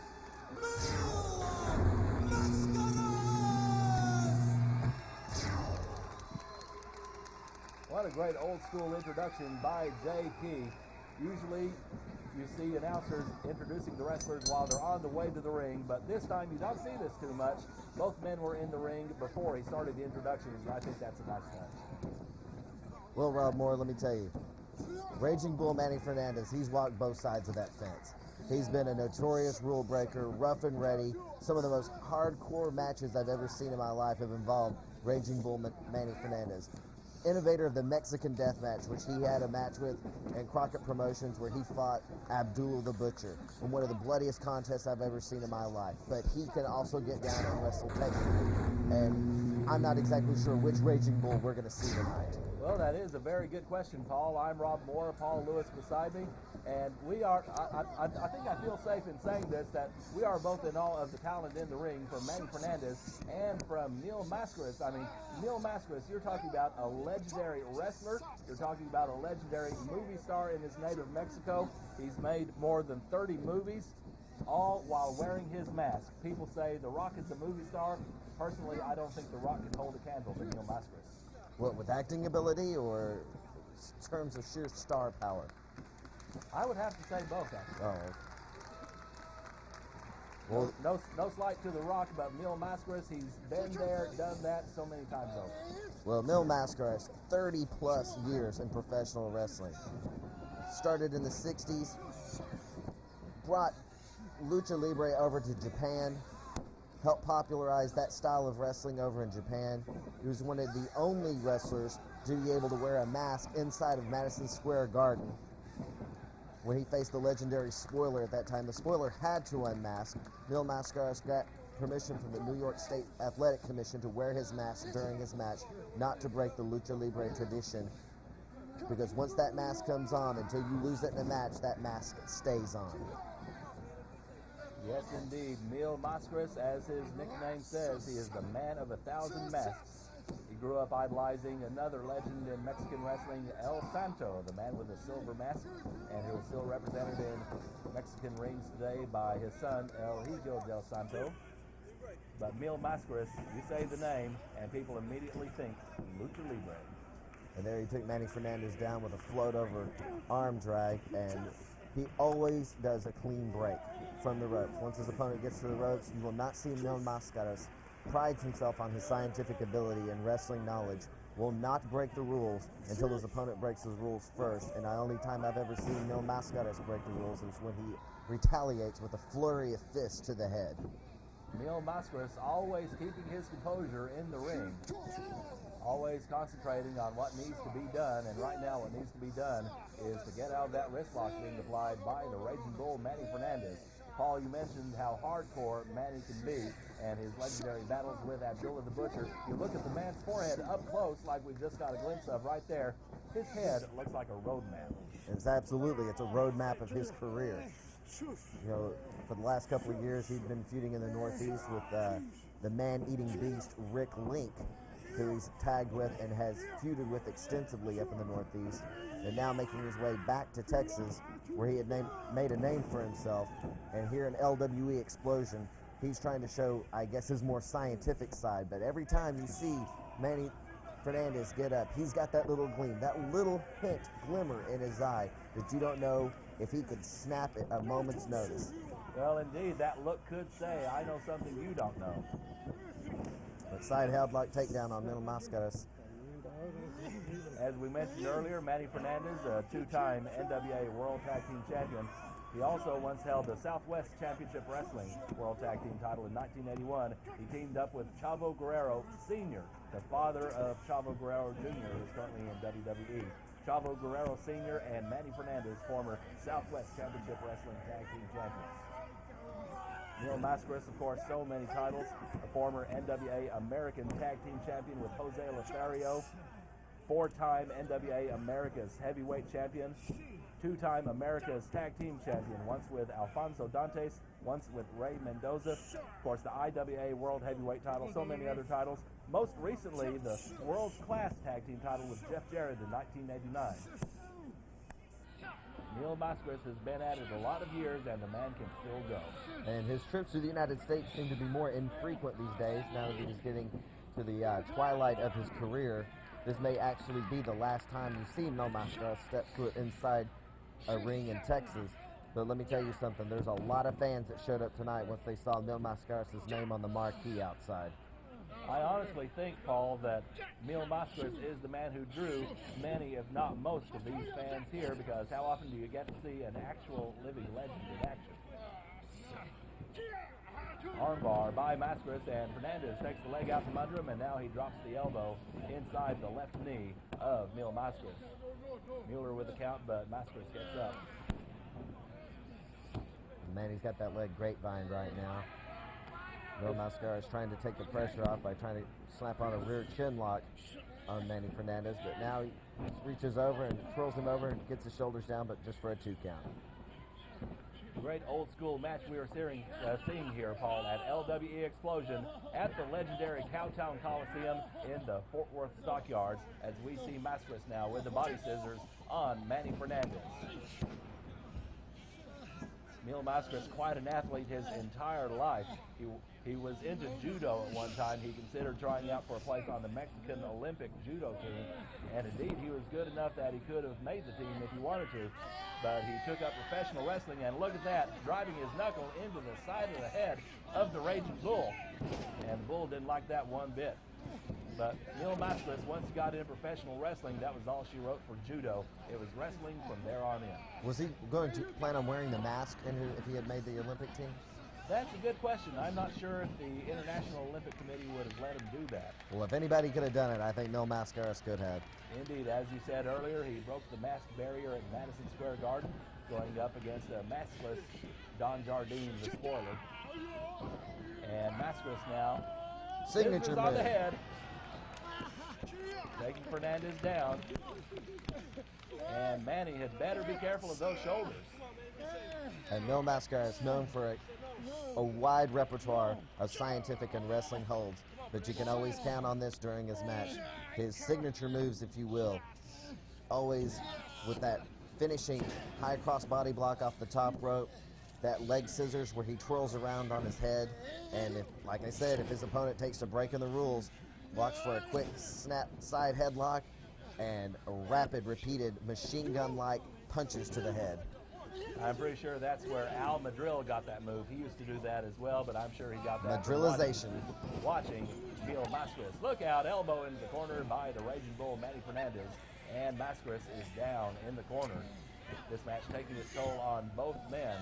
Very exhausting contest. Next snap by Fernandez. Because this is old school scientific wrestling right now at its best. Like I said, you never know what Manny Fernandez can pull out. Looks like a European uppercut right there. But let me tell you that this is more of a ground attack from both wrestlers. But you can see them trying to buy human chess, if you will. And there you go. That's it right there, just like you were talking about, Paul Lewis. But both of these competitors. Flying tackle by Mascaras. Another signature move by Mil Mascaras, the flying tackle. But only in for the cover, only a 2 count. But both wrestlers trying to vie for that top position. I think Manny Fernandez possesses a little bit more of an aggressive style than Mil Mascaras. but Mil Mascaras is so knowledgeable and so experienced in the ways of counter holds and reversals that it's liable to frustrate Manny Fernandez to the point where you may see a lot more roll breaking come from the Raging Bull. That's quite possible. We're going to keep a close eye on that and see if that does come to light here. Referee Donnie Mueller has not had a whole lot to do in this match. Countered a few possible pinfalls, but that's about it. These men have kept it on the up and up pretty much throughout the match. Sleeper hold being applied by the Raging Bull. And Mascaras could be going out. Mueller getting a close look, making sure that arm doesn't slide across the throat, and it is not. And this could be it for Mil Mascaras and stuff. Once that arm goes across the carotid artery, it cuts the oxygen off to the brain, and the person who has that hold applied to him can't help but fall asleep or pass out from lack of oxygen to the brain. But Manny Fernandez turned it into a neck breaker, feeling he didn't have a good hold on it, and now controlling Mil Mascaras by putting on that rear face lock. And I mentioned earlier, look at the forehead of Manny Fernandez, how carved up, how cut up it is. That is the result of being thrown into many ring posts, being hit over the head with chairs. I tell you what, for every ring post or chair that's met his head, he's dished out at least 2. Absolutely. There's plenty of wrestlers that have retired or walking around today that are wearing a few scars that were given to him by Manny Fernandez. Look at this, Mascaras gets out of that hold, driving the knuckles into the temples of the Raging Bull and then lifting the knee into his head. But Fernandez comes back and he's got Mascaras backed up into the corner. And a kick to the midsection by the Raging Bull, and another one. Donnie Mueller beginning to warn him. So this is where the more aggressive Manny Fernandez is going to come out during this match. Ducks for a backdrop, but he telegraphed that. Mascaras comes over with the sunset flip, and only a 2 count. We almost had a 3 there. Swing that headbutt by Manny Fernandez. Taking over, make that 2 headbutts. And Mil goes spilling to the canvas. Fernandez stepping outside, and it looks like he's going to the top for a high-risk maneuver, but look at this. Mascaras throws him off. And now Mil going to the top. I think we're going to see that high cross body block. If he nails it, he gets it. He takes Fernandez down 2 and 3. And Mil Mascaras has won this match. Ladies and gentlemen, the winner, Mil Mascaras. You said earlier, Paul Lewis, this could very well be Mil Mascaras' final match in Texas.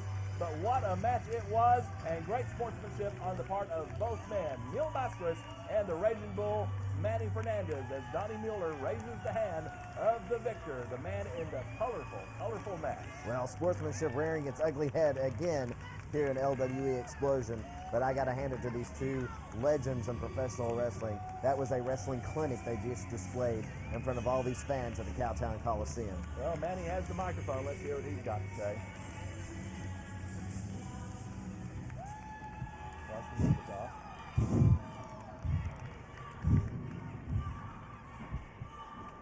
You know, it's good to be back home in the great state of Texas, where everything people don't mess with. And it's nice to know that everywhere you go in the wrestle, as time goes on in our careers, that there's good people like you that'll always come out and believe in something. And that's called wrestling. It's about what it's about. It's about you people and us doing our job to make you believe in the greatest legacy of all. That's the people like Mil Mascaras, Wahoo McDaniels, Terry Funk, Dory Funk, Manny Fernandez, everything that it's all about. All the sweat, all the blood, all the guts, baby. It ain't about these punks walking through that square circle and getting lost the first time they tie up. It's about you believing in what's in here. And that's what we give you from here. And that's the way wrestling will live and die, Daddy. So as long as Texas is here, we kick ass on everybody. Old school lives, Paul. Right here at LWE Explosion. Yes, indeed. And still to come, that big 15-man Royal Rumble for the LWE Heavyweight Championship. 2 living legends, the Raging Bull, Manny Fernandez, and the man of 1,000 masks, Mil Mascaras. off by JK as we see once again that signature crossbody block off the top rope, and that got the 3 count. It will be Royal Rumble rules. That means 2 wrestlers will start out in the ring. Every 1 minute, a new wrestler will enter the ring. The only way you can be eliminated is by being thrown over the top rope and both feet hitting the floor. JK expounding on the rules of the Royal Rumble match to determine the first ever LWE heavyweight champion. But what he failed to mention was when it gets down to the last 2 people in that ring, it can only be decided by a pinfall or a submission. Yes, indeed, Paul. When it gets down to those last 2, there will be a definite winner. In other words, it'll turn into a regular wrestling match. And if you get lost any point during this match, Rob Moore, don't hesitate to ask. You know I have an encyclopedia full of wrestling knowledge stored in my head. Well, indeed you do, and you are certainly not shy about letting us know. Oh, there's participant number 1, Gabe Roach. All right, the man who won the 6-man tag match for his partners earlier on in the night. Gabe Roach is the first man in the ring for this Royal Rumble style event, as we await the arrival of number 2. These names picked out of a hat backstage. So it's totally random. It could be one of his tag team partners from earlier tonight. It could be a hated rival. It could be somebody he's never even stepped into the ring with. Anything is possible in a Royal Rumble.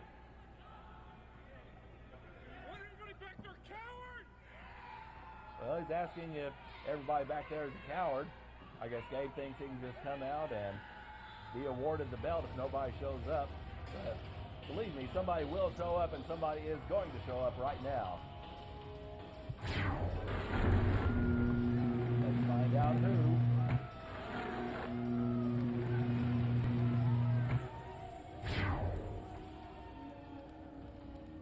Well, these Royal Rumble rules, let me tell you, it's every man for himself. Look for friendships to be broken, look for rivalries to be heated up, and look for just anything unpredictable during this match, because that prize at the end of this contest, the victor will walk away the first ever LWE heavyweight champion. Yes, indeed. That is the prize awaiting these men, and here comes the Rebel, Largus Black. The Daredevil himself. I'm wondering what kind of shape he's in. He landed squarely on the top of his head in that 6-man tag team match, and he was kind of woozy for the rest of the match. Maybe that's the delay that Gabe Roach pointed out earlier and stuff. Maybe he didn't know where the curtain was. Maybe he was getting checked out in the back by the doctors to make sure it was okay for him to step back into that squared circle. Well, indeed, I would imagine the Rebel would have to be checked first thing in the morning by a doctor to see if he has a concussion or any kind of neck problems. Certainly we don't want that coming out of LWE Explosion. Suplex by the Rebel, and it is Gabe Roach backing up into the corner as the Rebel throwing in some hard right hands. But a right knee from Roach takes care of that. These two will continue to battle until the next man in this Royal Rumble comes out. Great belly-to-belly suplex by Gabe Roach. And going right for a chokehold. Referees on the outside of the ring just to make sure that when somebody's thrown over the top rope, both feet touch the floor of the Cowtown Coliseum, and then they will definitely be eliminated. Yes, indeed. That is the only function of the referees in this match. Gabe Roach just tried to put Largus Black over the top rope, but Black got out of that with some well-placed fingers to the eyes. Still waiting the arrival of the next competitor in this contest. At stake, the LWE Heavyweight Champion. Backdrop by Black as we hear the music. And the next man about to come on out. Third participant in this historic Royal Rumble style match. And it is Gabe Roach's tag team partner from the earlier 6-man match, Eddie Atlas. Well, it's conceivable that Roach and Atlas could team up and take care of some unfinished business. They won the 6-man tag team match when Roach put the black flag on Steve DeMarco. But perhaps they have some unfinished business with the Rebel Largus Black. You remember, Black did one heck of an acai moonsault going outside the ring on top of everybody. Oh, and knee right to the nether regions of Largus Black. And let me tell you something, they may not be so quick to eliminate him, they may be just quick to punish him. Well, indeed, punishment may take precedence, but I would think that they would want to eliminate all possible competition, even if it means they have to go against each other. And like you said earlier, any alliances that may be formed in this match would be temporary because it's every man for himself.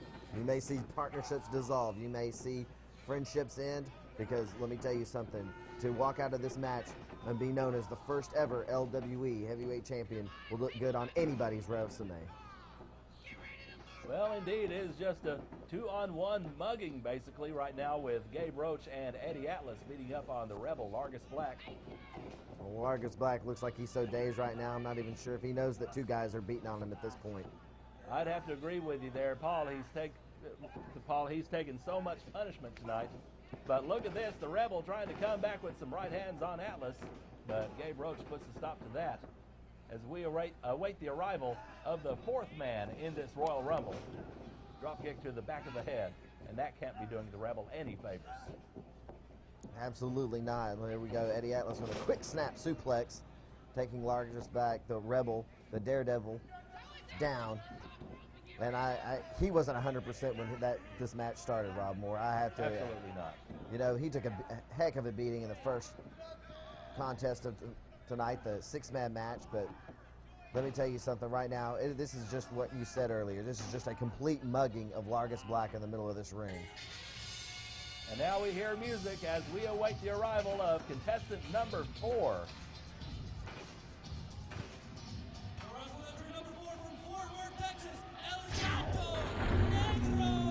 El Gato Negro, there's a surprise. A representative of the Lucha Libre style of wrestling, which of course Mil Mascaras, whom we saw earlier, is the master of. One of Mascaras' countrymen, now making his home in Fort Worth, El Gato Negro. I'm not sure what side he's going to be taking, if any, here, but, well, he appears to be going face-to-face with Eddie Atlas and Gabe Roach. Well, it looks like if he's smart, he's going to take his own side, or, like I said, take up a temporary alliance with the men in charge, who right now are Eddie Atlas and Gabe Roach. Well, he did succeed in drawing attention away, at least temporarily, from the Rebel Largus Black, and I'm sure the Rebel appreciates that bit of a respite, but now he's on his feet and going to work against Gabe Roach in the corner. There goes Gato Negro. Oh, look out! And Largus Black as the first man eliminated in the LWE heavyweight title Royal Rumble. All right, we've got a man out. We've still got 3 inside the ring, and we've got 11 more back in the dressing room ready for their chance to come out and possibly become the first ever LWE heavyweight champion. Don't try to confuse the fans at home with your fancy math tricks there, Rob Moore. Yeah. Big shoulder being thrown in by Eddie Atlas on El Gato Negro, and Gabe Roach, he's just making himself at home up in the corner. I think he's going to take what El Gato would call a siesta. I think you're right, Paul. But when he's needed, sees his part of it. Tex-Mex T-Rex in the ring. Hot Stuff is in there chopping away on Eddie Atlas, and those chops of Hot Stuff Hernandez are so devastating. Oh my, just about took his head off. Some fan in the front row could have taken home a unique souvenir right there. Hot Stuff hasn't even taken his headband off. Well, he's trying to keep all that full head of hair out of his eyes right now. But look at that, a pump handle slam on Eddie Atlas by Hot Stuff Hernandez, who showed his true colors earlier tonight by forming an allegiance with C. Diddy, the world's greatest entertainer. He did indeed side with C. Diddy in that 3-way dance. It wasn't supposed to be a 3-way dance. It was scheduled as Hot Stuff against Action Jackson, but it turned into a 3-way and ended up with Hot Stuff and C. Diddy forming an alliance and getting the win over Action Jackson. And if Action Jackson is one of the participants in this Royal Rumble, you can bet that he'll be going after Hot Stuff. Absolutely. That issue is far from being settled. Throwing in those hard chops to the chest of El Gato Negro, and Roach and Atlas are in the corner. They're just watching what's going on. Roach getting out of the way, that Irish whip. Man, look at that. He went through the ropes to the floor, but that doesn't count as an elimination. He's got to go out over the top. And Atlas and Roach were playing it smart over there. They were taking a breather while Hot Stuff Hernandez and El Gato Negro were expending all their energy trying to eliminate each other. Gabe Roach, the first man in the ring, Eddie Atlas, the third man to participate in this match, taking a breather, taking some time off, picking and choosing their spots when they get involved. The Texas Legend is in there, and what did I tell you? He's going right after the Tex-Mex T-Rex, Hot Stuff Hernandez. He's going after everybody, after Eddie Atlas. Got him reeling in the corner. He's like a one-man wrecking crew in there right now, Rob Moore. He's going after everybody, but I know that he's got a personal issue to settle with Hot Stuff Hernandez. Yes, indeed, and if C. Diddy is in this match and he gets involved, well, it's going to be Katie bar the door right there. And look out, Roach clotheslines El Gato Negro out of the ring. There's another elimination, thanks to Gabe Roach. And Eddie Atlas is in full control right now of Action Jackson, but there's a reversal by Action Jackson. Falls it in with a huge clothesline. Well, that just about put Eddie Atlas's lights out. Pounding away on Gabe Roach now, and look at this, throwing Hot Stuff head first into Roach's head. 2 for the price of 1. Hot Stuff going to work on Eddie Atlas. Action Jackson in the corner with Gabe Roach, just gouging away at his eyes. And here comes the next competitor.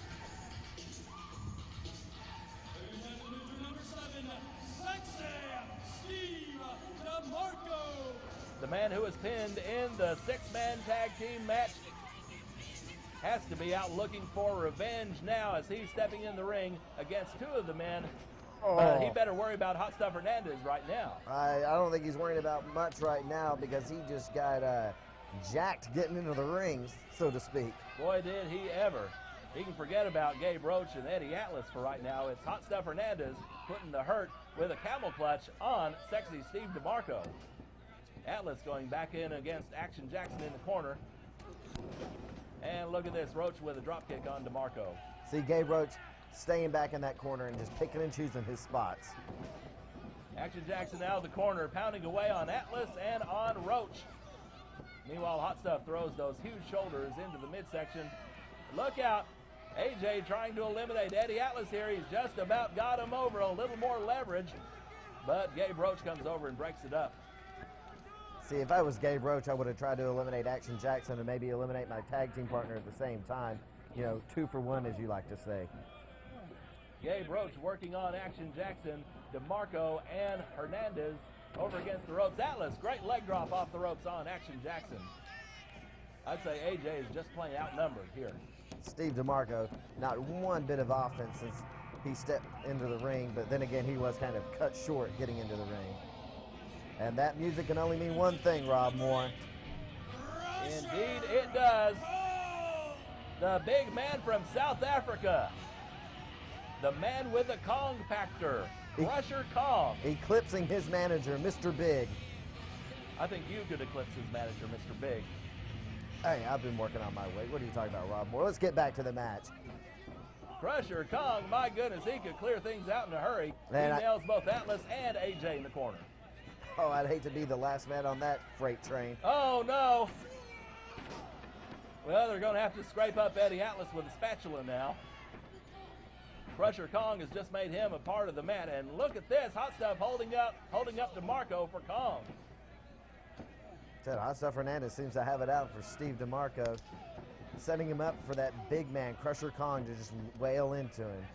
Indeed, Hot Stuff and DeMarco have had their battles throughout the state of Texas, and some unfinished business between those two as well.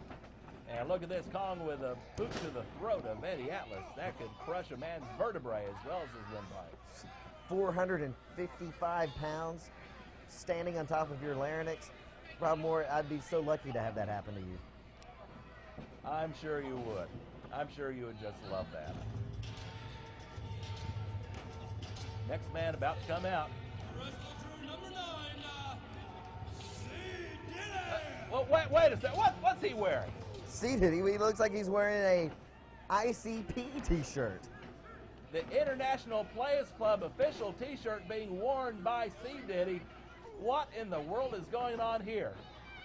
The International Players Club, he used to be a member a long time ago. Maybe he had soiled his shirt earlier in the night from falling down on the floor of this dirty, nasty Cowtown Coliseum. Oh, come on.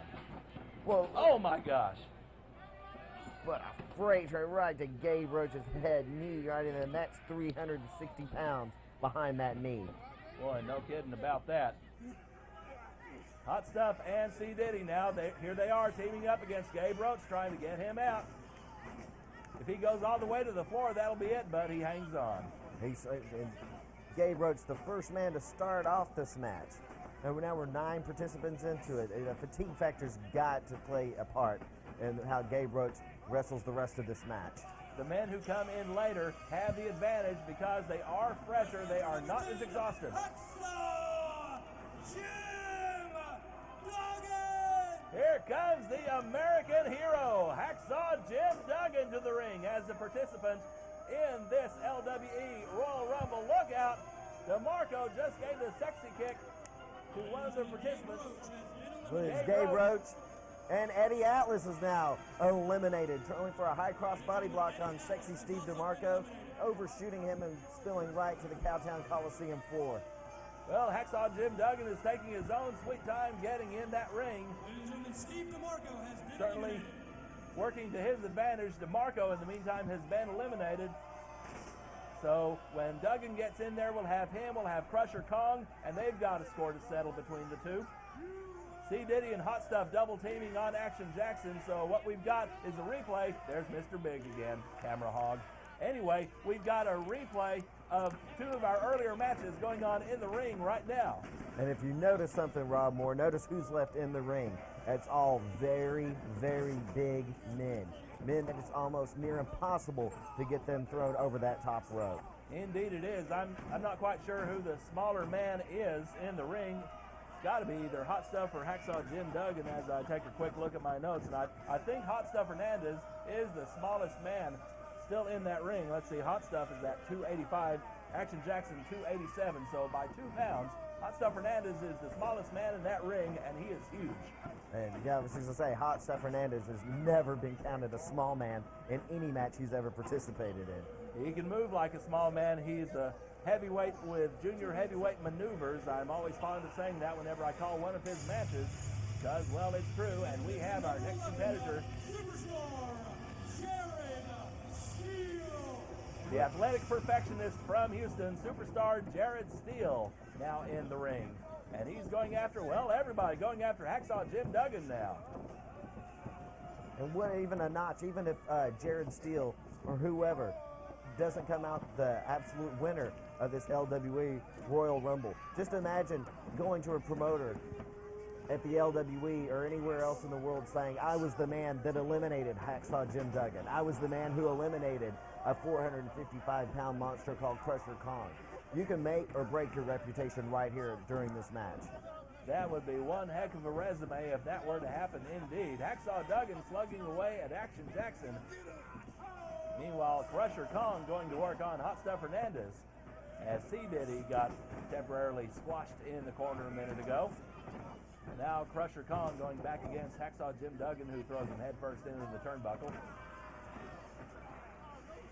Duggan choking C. Diddy against the corner, and Hot Stuff has the hold of him. And now it's a double team on Duggan. Well, the alliance that was formed earlier tonight at Hot Stuff Hernandez and C. Diddy is going right after Hacksaw Jim Duggan. We're awaiting our next competitor in this Royal Rumble. Remember, the winner becomes the first ever LWE Heavyweight Champion, and that's the main event of LWE Explosion here tonight at the Cowtown Coliseum in Fort Worth. Rob Moore, Paul Lewis bringing you all of the action, and we're waiting for the next man. Now remember, this match was put together by LWE promoters because the Sandman, Chris Candido, and his lovely assistant, Sonny, a.k.a. Tammy Sitch, were unavailable to make it to the Coliseum in time for this match, being delayed at the airport. Indeed, they are scheduled to be here after the card, though, to sign autographs for the fans in attendance, so that'll be a real treat for everyone concerned. Hacksaw Duggan has the path cleared. And it looks like he's going in after Action Jackson, but AJ was waiting for him.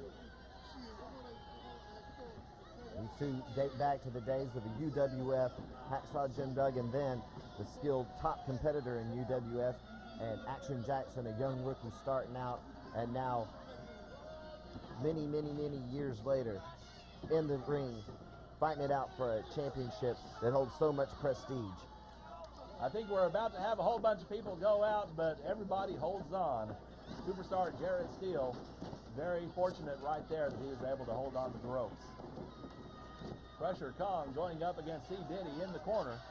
And there's Mr. Big again. Where you find Krusher Kong, I guess you'll see him. Absolutely, and look at there's no alliances here right now. You may see quick a wrestler holding another wrestler, allowing someone else to attack him or whatever, but normally these guys get along, but since this is every man for himself, believe me, they've got one thing in mind, and that's that gold to wrap around their waist as the first LWE heavyweight champion. We're about to get our next competitor.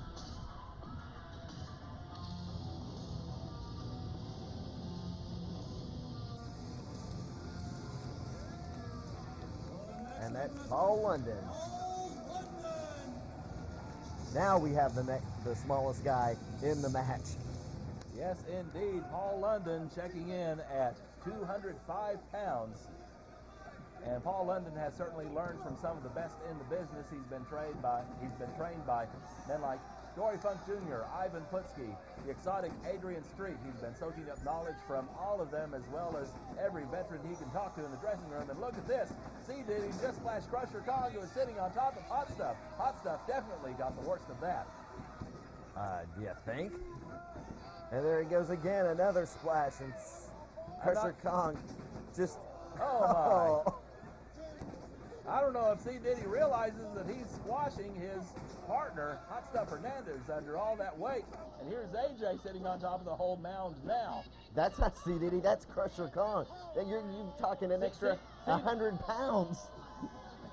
Well, in any case, you had C. Diddy a while ago running into Krusher Kong. Krusher Kong on top of Hot Stuff, just a big old pile of humanity in the corner. Action Jackson whipping Krusher Kong into the corner. There used to be a saying, where's the beef? It's right here in the ring right now, the LWE. Here's Mike Fox, limp and all, and he's going to try to make a go of it. He's already the LWE Southern States Heritage Champion, and obviously he is enough of a competitor that he wants to go for the LWE heavyweight title. But how smart a move is this, Paul Lewis, because he's obviously very badly injured. Absolutely. It just proves to me that... Oh, look at this! Kong is out! How did Hacksaw Jim Duggan eliminate Krusher Kong? Krusher Kong had to be one of the favorites for sheer size alone. Hacksaw is out courtesy of Action Jackson. And look at this, Duggan and Krusher Kong continuing to go at it on the floor here at the Cowtown Coliseum. Still a lot of humanity in that ring. But as I was about to say earlier, Rob Moore, I think Mike Fox is actually a glutton. He's already won the Southern States Heritage title, named for the late, great Bobby Duncan Jr. And now he's going after the LWE heavyweight belt, especially on an injured wheel. He's either all heart or all stupid. I think C. Diddy just totally squashed Paul London right there. Weight differential of probably 150 pounds at least. Well, there's the music. Looks like the next participant is about to enter. Superstar Jared Steele is out. Here comes the two-time TNA X Division champion. AJ Styles, winner earlier tonight in tag team competition with Paul London against the Overboys. And Styles, I don't know what he's thinking going up against the massive C. Diddy. Just about gave himself a hernia there. Oh my. Big clothesline from C. Diddy. Oh, and a tremendous boot to the face by C. Diddy on AJ Styles. Meanwhile, Hot Stuff Hernandez was just pressing the boot into Paul London's throat against that bottom turnbuckle. And in the meantime, Mike Fox limping over to the corner, throwing that injured leg into the midsection of Action Jackson. And again, I'm not so sure about Mike Fox and his smarts, I guess I'll go ahead and say it, in getting into this match. Now, I believe we've got one more competitor ready to come out, and I think that's going to be Michael Shane. Absolutely. He's got to be the only person left that's qualified to be in this Royal Rumble style match. And right now, if you notice, Hot Stuff Hernandez has been in the ring longer than any other individual currently participating in this match. Well, I'll tell you what, Hot Stuff Hernandez, he is in great cardio shape. He has great stamina. And the question is, what will it take for him to outlast all of these other men in the ring, especially the ones who have just come in. Well, he looks like he's still going strong in there, and with his tag partner, or alliance partner, I should say, of C. Diddy, looks like he could go all the way here in this match. AJ Styles getting brave, going up against C. Diddy and really doing a number on him in the corner. Laying in all those right hands, but Action Jackson takes him down with one right hand. Meanwhile, Paul London working on Hot Stuff Hernandez and Mike Fox limping around the ring.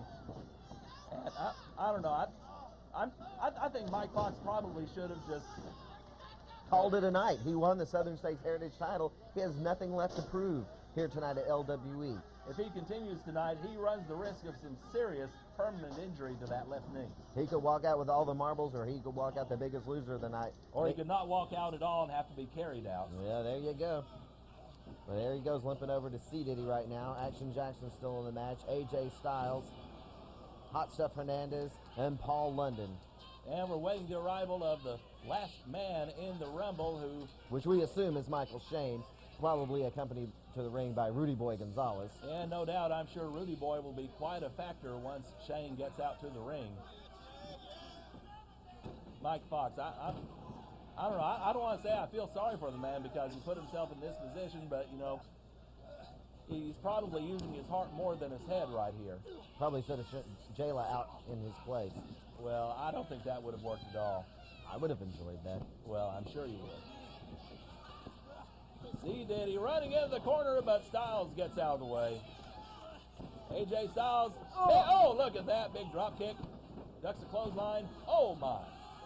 C. Diddy just about knocked AJ Styles over the top rope with that left hand. Paul London almost thrown over to the was thrown over the top rope, but both feet did not touch the Cowtown Coliseum floor. Therefore, he is still involved in this match. That's right. Both feet have to touch the dirt floor of this rodeo arena here for a man to be out. And Fox doing what he can, throwing some right hands in on Action Jackson.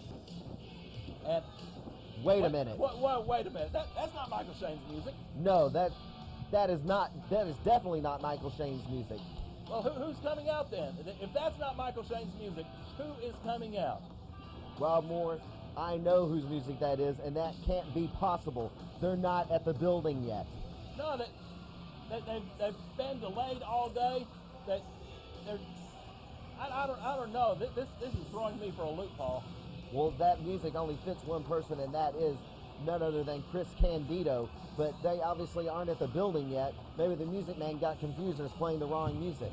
That's entirely possible. He might have gotten hold of the wrong CD and put it in. That's probably what happened. Well, Hernandez is out. Action Jackson throws him over the top. And AJ now with C. Diddy. C. Diddy over, not quite. It is! Chris Candido! And if I'm not mistaken, that's Sonny right behind him. Everybody, whoa. Including you, buddy. That is Sonny. Everybody in that ring better stop right now. Because I've been on a plane from New York City coming here to Fort Worth, Texas, baby. They lost my bag, they lost my ring gear, but baby, I'm still ready to get in there and fight. What do you say, Sonny? Wow. They are here. Chris Candido and Sonny are here, but what about Sandman? I assume that Sandman may be very well on his way. Ladies and gentlemen, your next entrant, Chris Candido!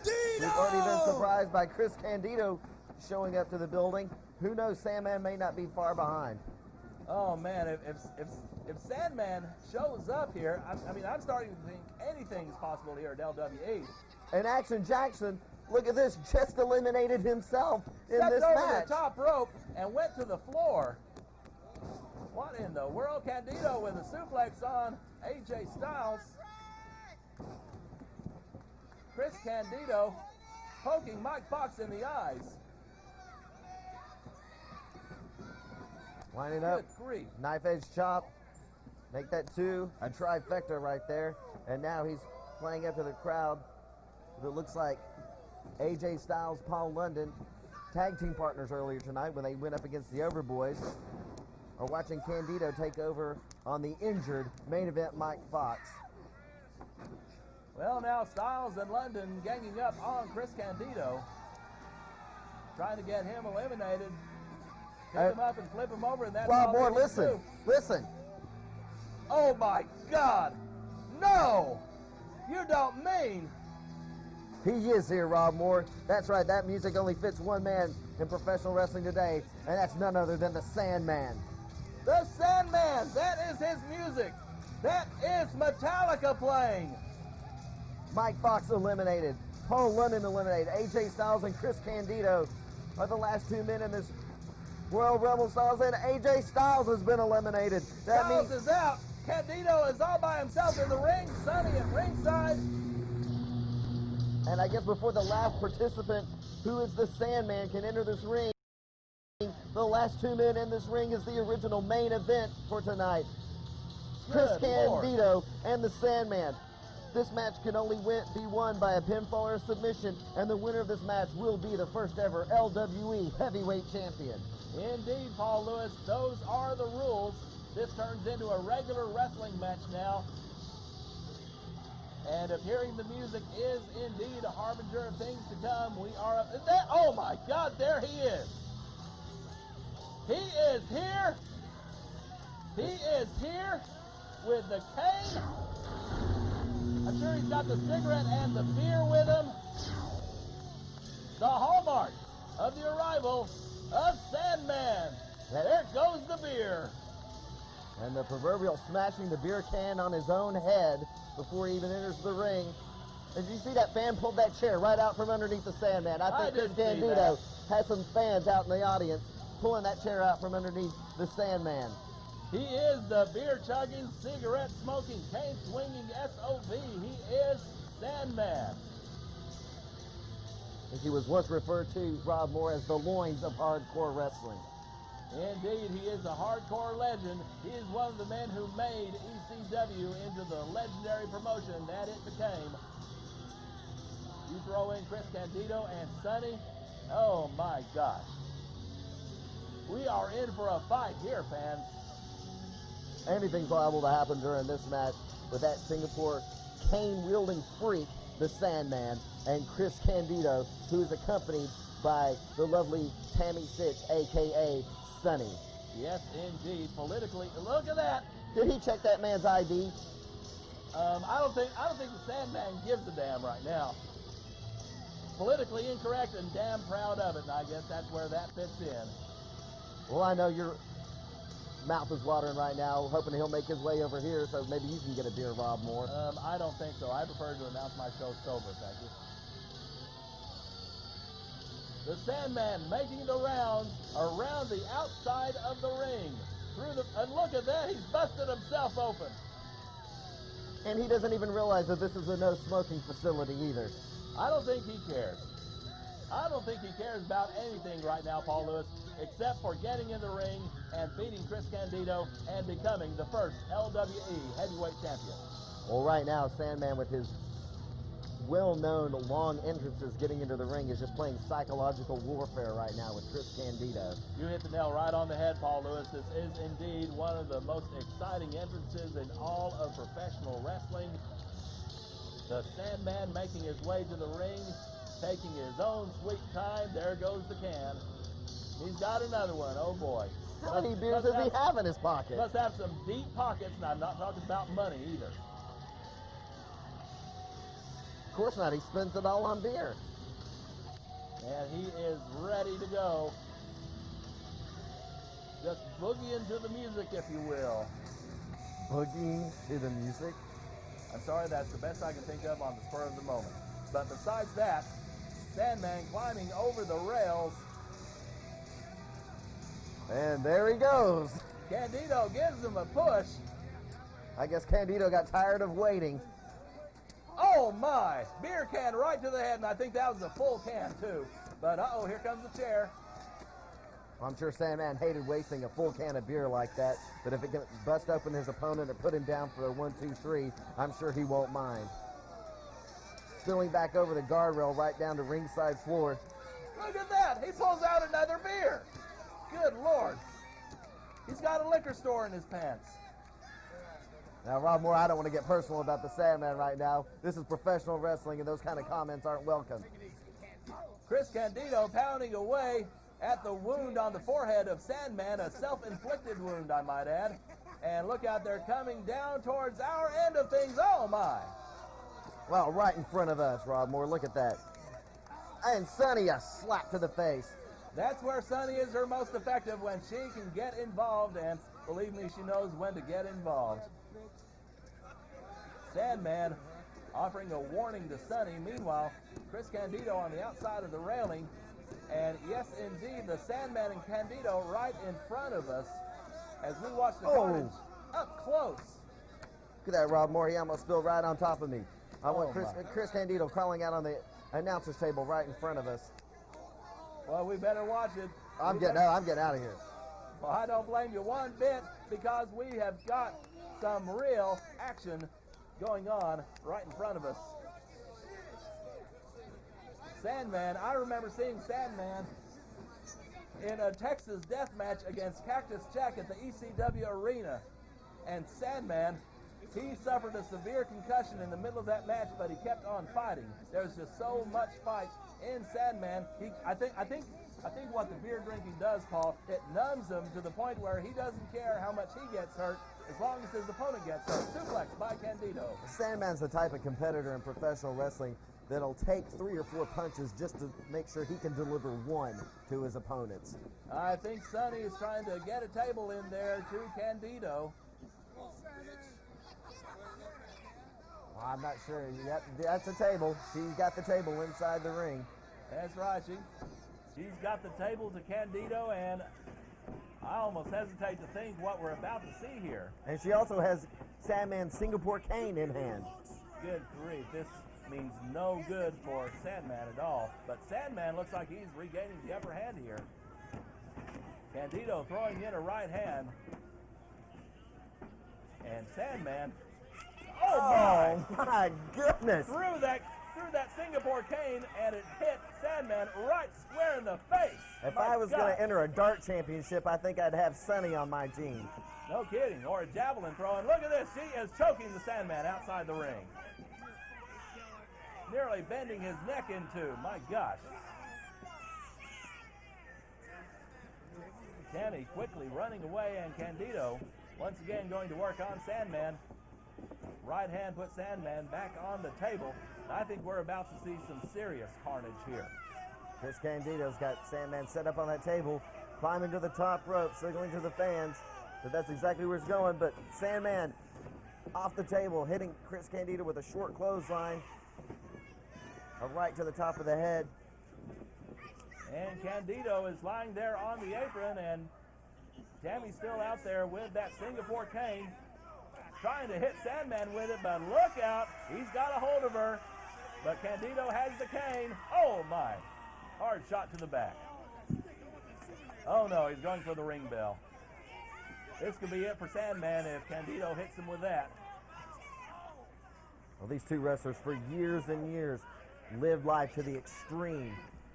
Boy, no kidding, and they're getting away from the ring now. I'm not sure if count-out rules apply here. I guess they don't. Oh my. Put that bell right against his head and rang it. I mean, that in no way signals that this match is over yet, Rob Moore. Don't get excited. Oh, no. Pinfall or submission, and one of these men will be the new LWE heavyweight champion. And Sandman, he is just staggering around back there. Does he even know where he is at this point? I don't think he does. He's got the railing, though. I doubt he's run out of beer in his pockets. Oh, gosh, you think? Using that railing against Chris Candido. And he's taking it to the ring. He's going to throw it in. Trying to throw it in the ring. I think that pre-match ritual has taken a lot out of him. Yeah, he's feeling no pain right now, all right. Oh, definitely. Chris Candido with a hold in the railing, and he's going to throw it in. Tammy with another cane shot. And another one just whacks him across the upper back with that Singapore cane, using Sandman's own weapon against him. Well, right now, I think the guardrail's winning the match. It's definitely got the upper hand. Well, here comes Sandman back into the ring, courtesy of Candido. And Candido, no gimmicks needed. Fine technical wrestler, but he's definitely going off the deep end here against Sandman. Well, when you're in the ring against Sandman, who's liable to use anything he can get his hands on, beer, guardrails, tables, ringside fans, you know, anything. Chris Candido's just fighting fire with fire. Oh, right no, now. he's going for a suplex. Oh. Suplex him onto that rail. Oh, gosh. That has got to hurt. You think? Now he's Sandman covering on it top. for the first pinfall cover in this match. One. Here comes Sonny. Oh, my. He just nailed Sandman with that cane. And obviously with the reputation of these two wrestlers, Rick Manning is just saying, let him take it to the extreme. Let him take it to all limits of this match. The fans want to see a clear-cut winner in this match, and that's exactly what LWE is going to give to him. Sonny just swinging wildly at Sandman, barely connecting, but it was enough to put him down. I'm not sure how many Sandmen she was seeing in front of her when she was swinging that cane. Well, I think she aimed for the one in the middle, Rob Moore. Aim for the middle, split the difference, definitely. Sandman coming back now with elbows to the midsection. And Sandman now bringing Candido over to the corner. Sitting him up there. And now what in the world's going on? I see Lance Romance. I see Mary Jane out there, and they are with Sonny. Oh. Sandman went for a Hurricane Rana, a very sloppy Hurricane Rana. Good grief, I wonder how early Sandman's pre-match ritual started today. But yes, you are correct, Rob Moore. That is Lance Romance and Mary Jane. And I believe Little Dave is out there, too, with them representing the International Players Club. And both Mary Jane and Sonny trying to fire up Chris Candido right now and get him back into this match. And if you'll notice, Sonny is wearing the colors of the IPC. Yes, she certainly is. Thank you for pointing that out. Tammy is indeed wearing the ICP colors, the IPC rather, International Players Club. Learn how to spell, Rob Moore. Reversal of the Irish whip into the railing, and Candido goes down from the Sandman's clothesline. My gosh. But Sandman still doesn't have the presence of mind to go for a cover or amount any offense in this match and collapses to the mat. I don't think he's got much presence of mind left, to tell you the truth. Oh my! Whatever mind he had left, that took care of it. Sonny just swinging wildly at the Sandman. She's had more offense in this match than Chris Candido's had. Boy, no kidding. Tammy being very offensive here tonight. Good grief. I wonder if the fans here in attendance expected anything like this. I mean, these two wrestlers are just almost as if they're in another world here. I think no one expected what these two were capable of tonight. Sandman is on the table. Sonny and Candido in the corner, and Candido tosses out the Singapore cane. And now he's tossing out Sonny. Well, you're so excited you're knocking your microphone off the stand there, Paul. This is LWE Explosion, Rob Moore. I can't help it. Look at that leg drop. There went the table. Face first through the table. The Sandman went due to a leg drop by Chris Candido. Two and three. And that is the match. Chris Candido is the new LWE Heavyweight Champion. The first ever LWE Heavyweight Champion. Heavyweight Champion, Chris Candido. Lance Romance is in the ring. Mary Jane is in there. I'm sure, like you said, Little Dave is around there somewhere. Yeah, there he is in the ring behind Mary Jane. And now, wait a minute. C. Diddy, Paul London, what are they doing out there? Maybe this explains why C. Diddy's got the T-shirt on. Look at that. Tammy is passed out. Sandman throwing the table aside. I think he's going to go nose to nose with Lance Romance. Lance Romance, the leader of the International Players Club. And it looks like he's got a lot of people watching his back. But there you see again that leg drop from the top rope by Chris Candido, putting the Sandman face first through that table in the center of the ring. He has enough presence of mind to cover the Sandman, and referee Rick Manning counts the three. Indeed, he put the arm on top, and that's all he needed to score the pin. And did I just see Hot Stuff Hernandez out there? What's he doing out there? Well, here's Lance Romance. Oh, you God. walk up in my territory. Take something, boy. Chris Candido. Cavalier. They don't put the ass trick on you, boy. Let me tell you right now, we got the new LWE heavyweight title. Chris Candido. Oh, Sandman just wiped out Lance Romance. Now he's going to work on the new champion, Candido. Sandman has not had enough. And Lance Romance had worked on that speech all day long, ready to congratulate his representative, his LWE heavyweight champion. Sandman cutting that celebration short, now placing that guardrail on top of Chris Candido. Oh, my gosh.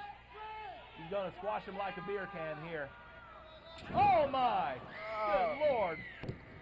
Drunken senton right on top of Chris Candido with that guardrail. Oh, man. That not only hurts your opponent, look how much Sandman's hurt from it. I'm not sure if Sandman can even stand up without leaning or staggering or what. Well, he got into the ring, didn't he? Indeed he did. But after performing that move on Candido, man, these fans are just stunned at what they're seeing here. Absolutely, I'm almost left speechless, but not quite. Well, here comes Lance again.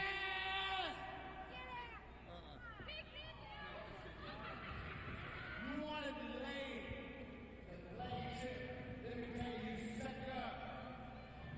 Sorry, Chris Candido, the new LWE heavyweight champion of the world. And from here on out, Daddy, you drunk son of a bitch, let me tell you something. We play by my rules. Or we don't play at all. Well, apparently there's been an early celebration in the camp of the IPC in anticipation of this victory by Candido. And look out, Candido is outside the ring. Sandman is inside, and he's got Tammy. Oh, no. Trying to drag her up to her feet. I'm not even sure if Sandman's strong enough to pick her up at this point. She's just dead weight right now. But as you hear the music of the International Players Club playing in the background, Sandman wanting to exact a little bit more revenge on the IPC, and DDT Sonny right into that guardrail. Right onto the guardrail. I guess you could call that the breathalyzer. DDT onto the steel guardrail. Tammy is out, fans. She is out cold. What a night we've had here, Paul Lewis. LWE explosion in Fort Worth at the Cowtown Coliseum. Nothing like it.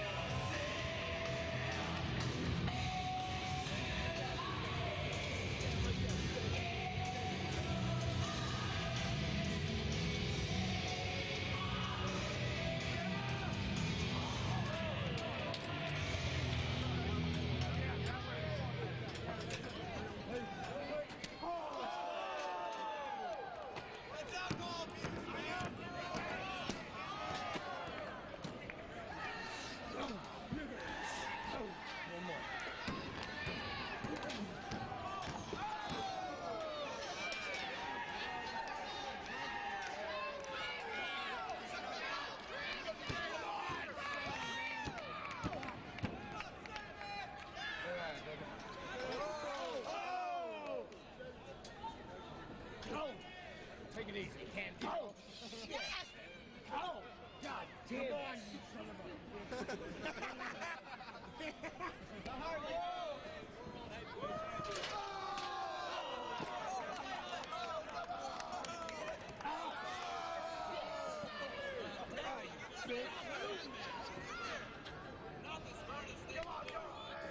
Yeah, bitch. What's this shit, huh? Against Cactus Jack from the LWE arena, and Sandman, he got them going.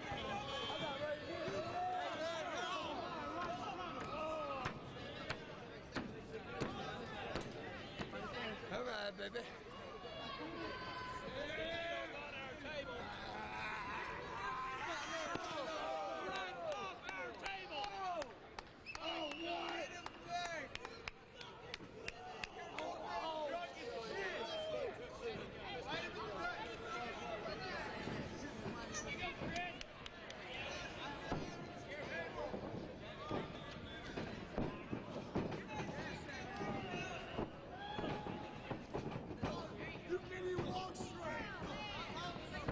There's a cat?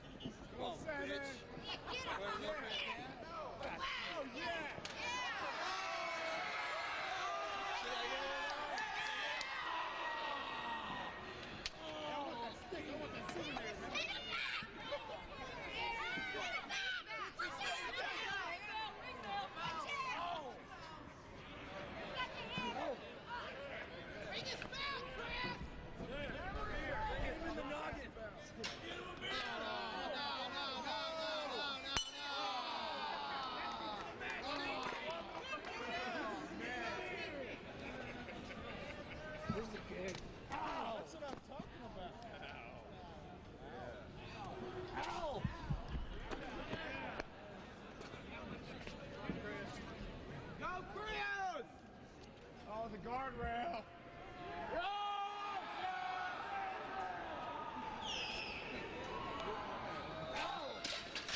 Yeah, come on, get up. I hit you, bitch.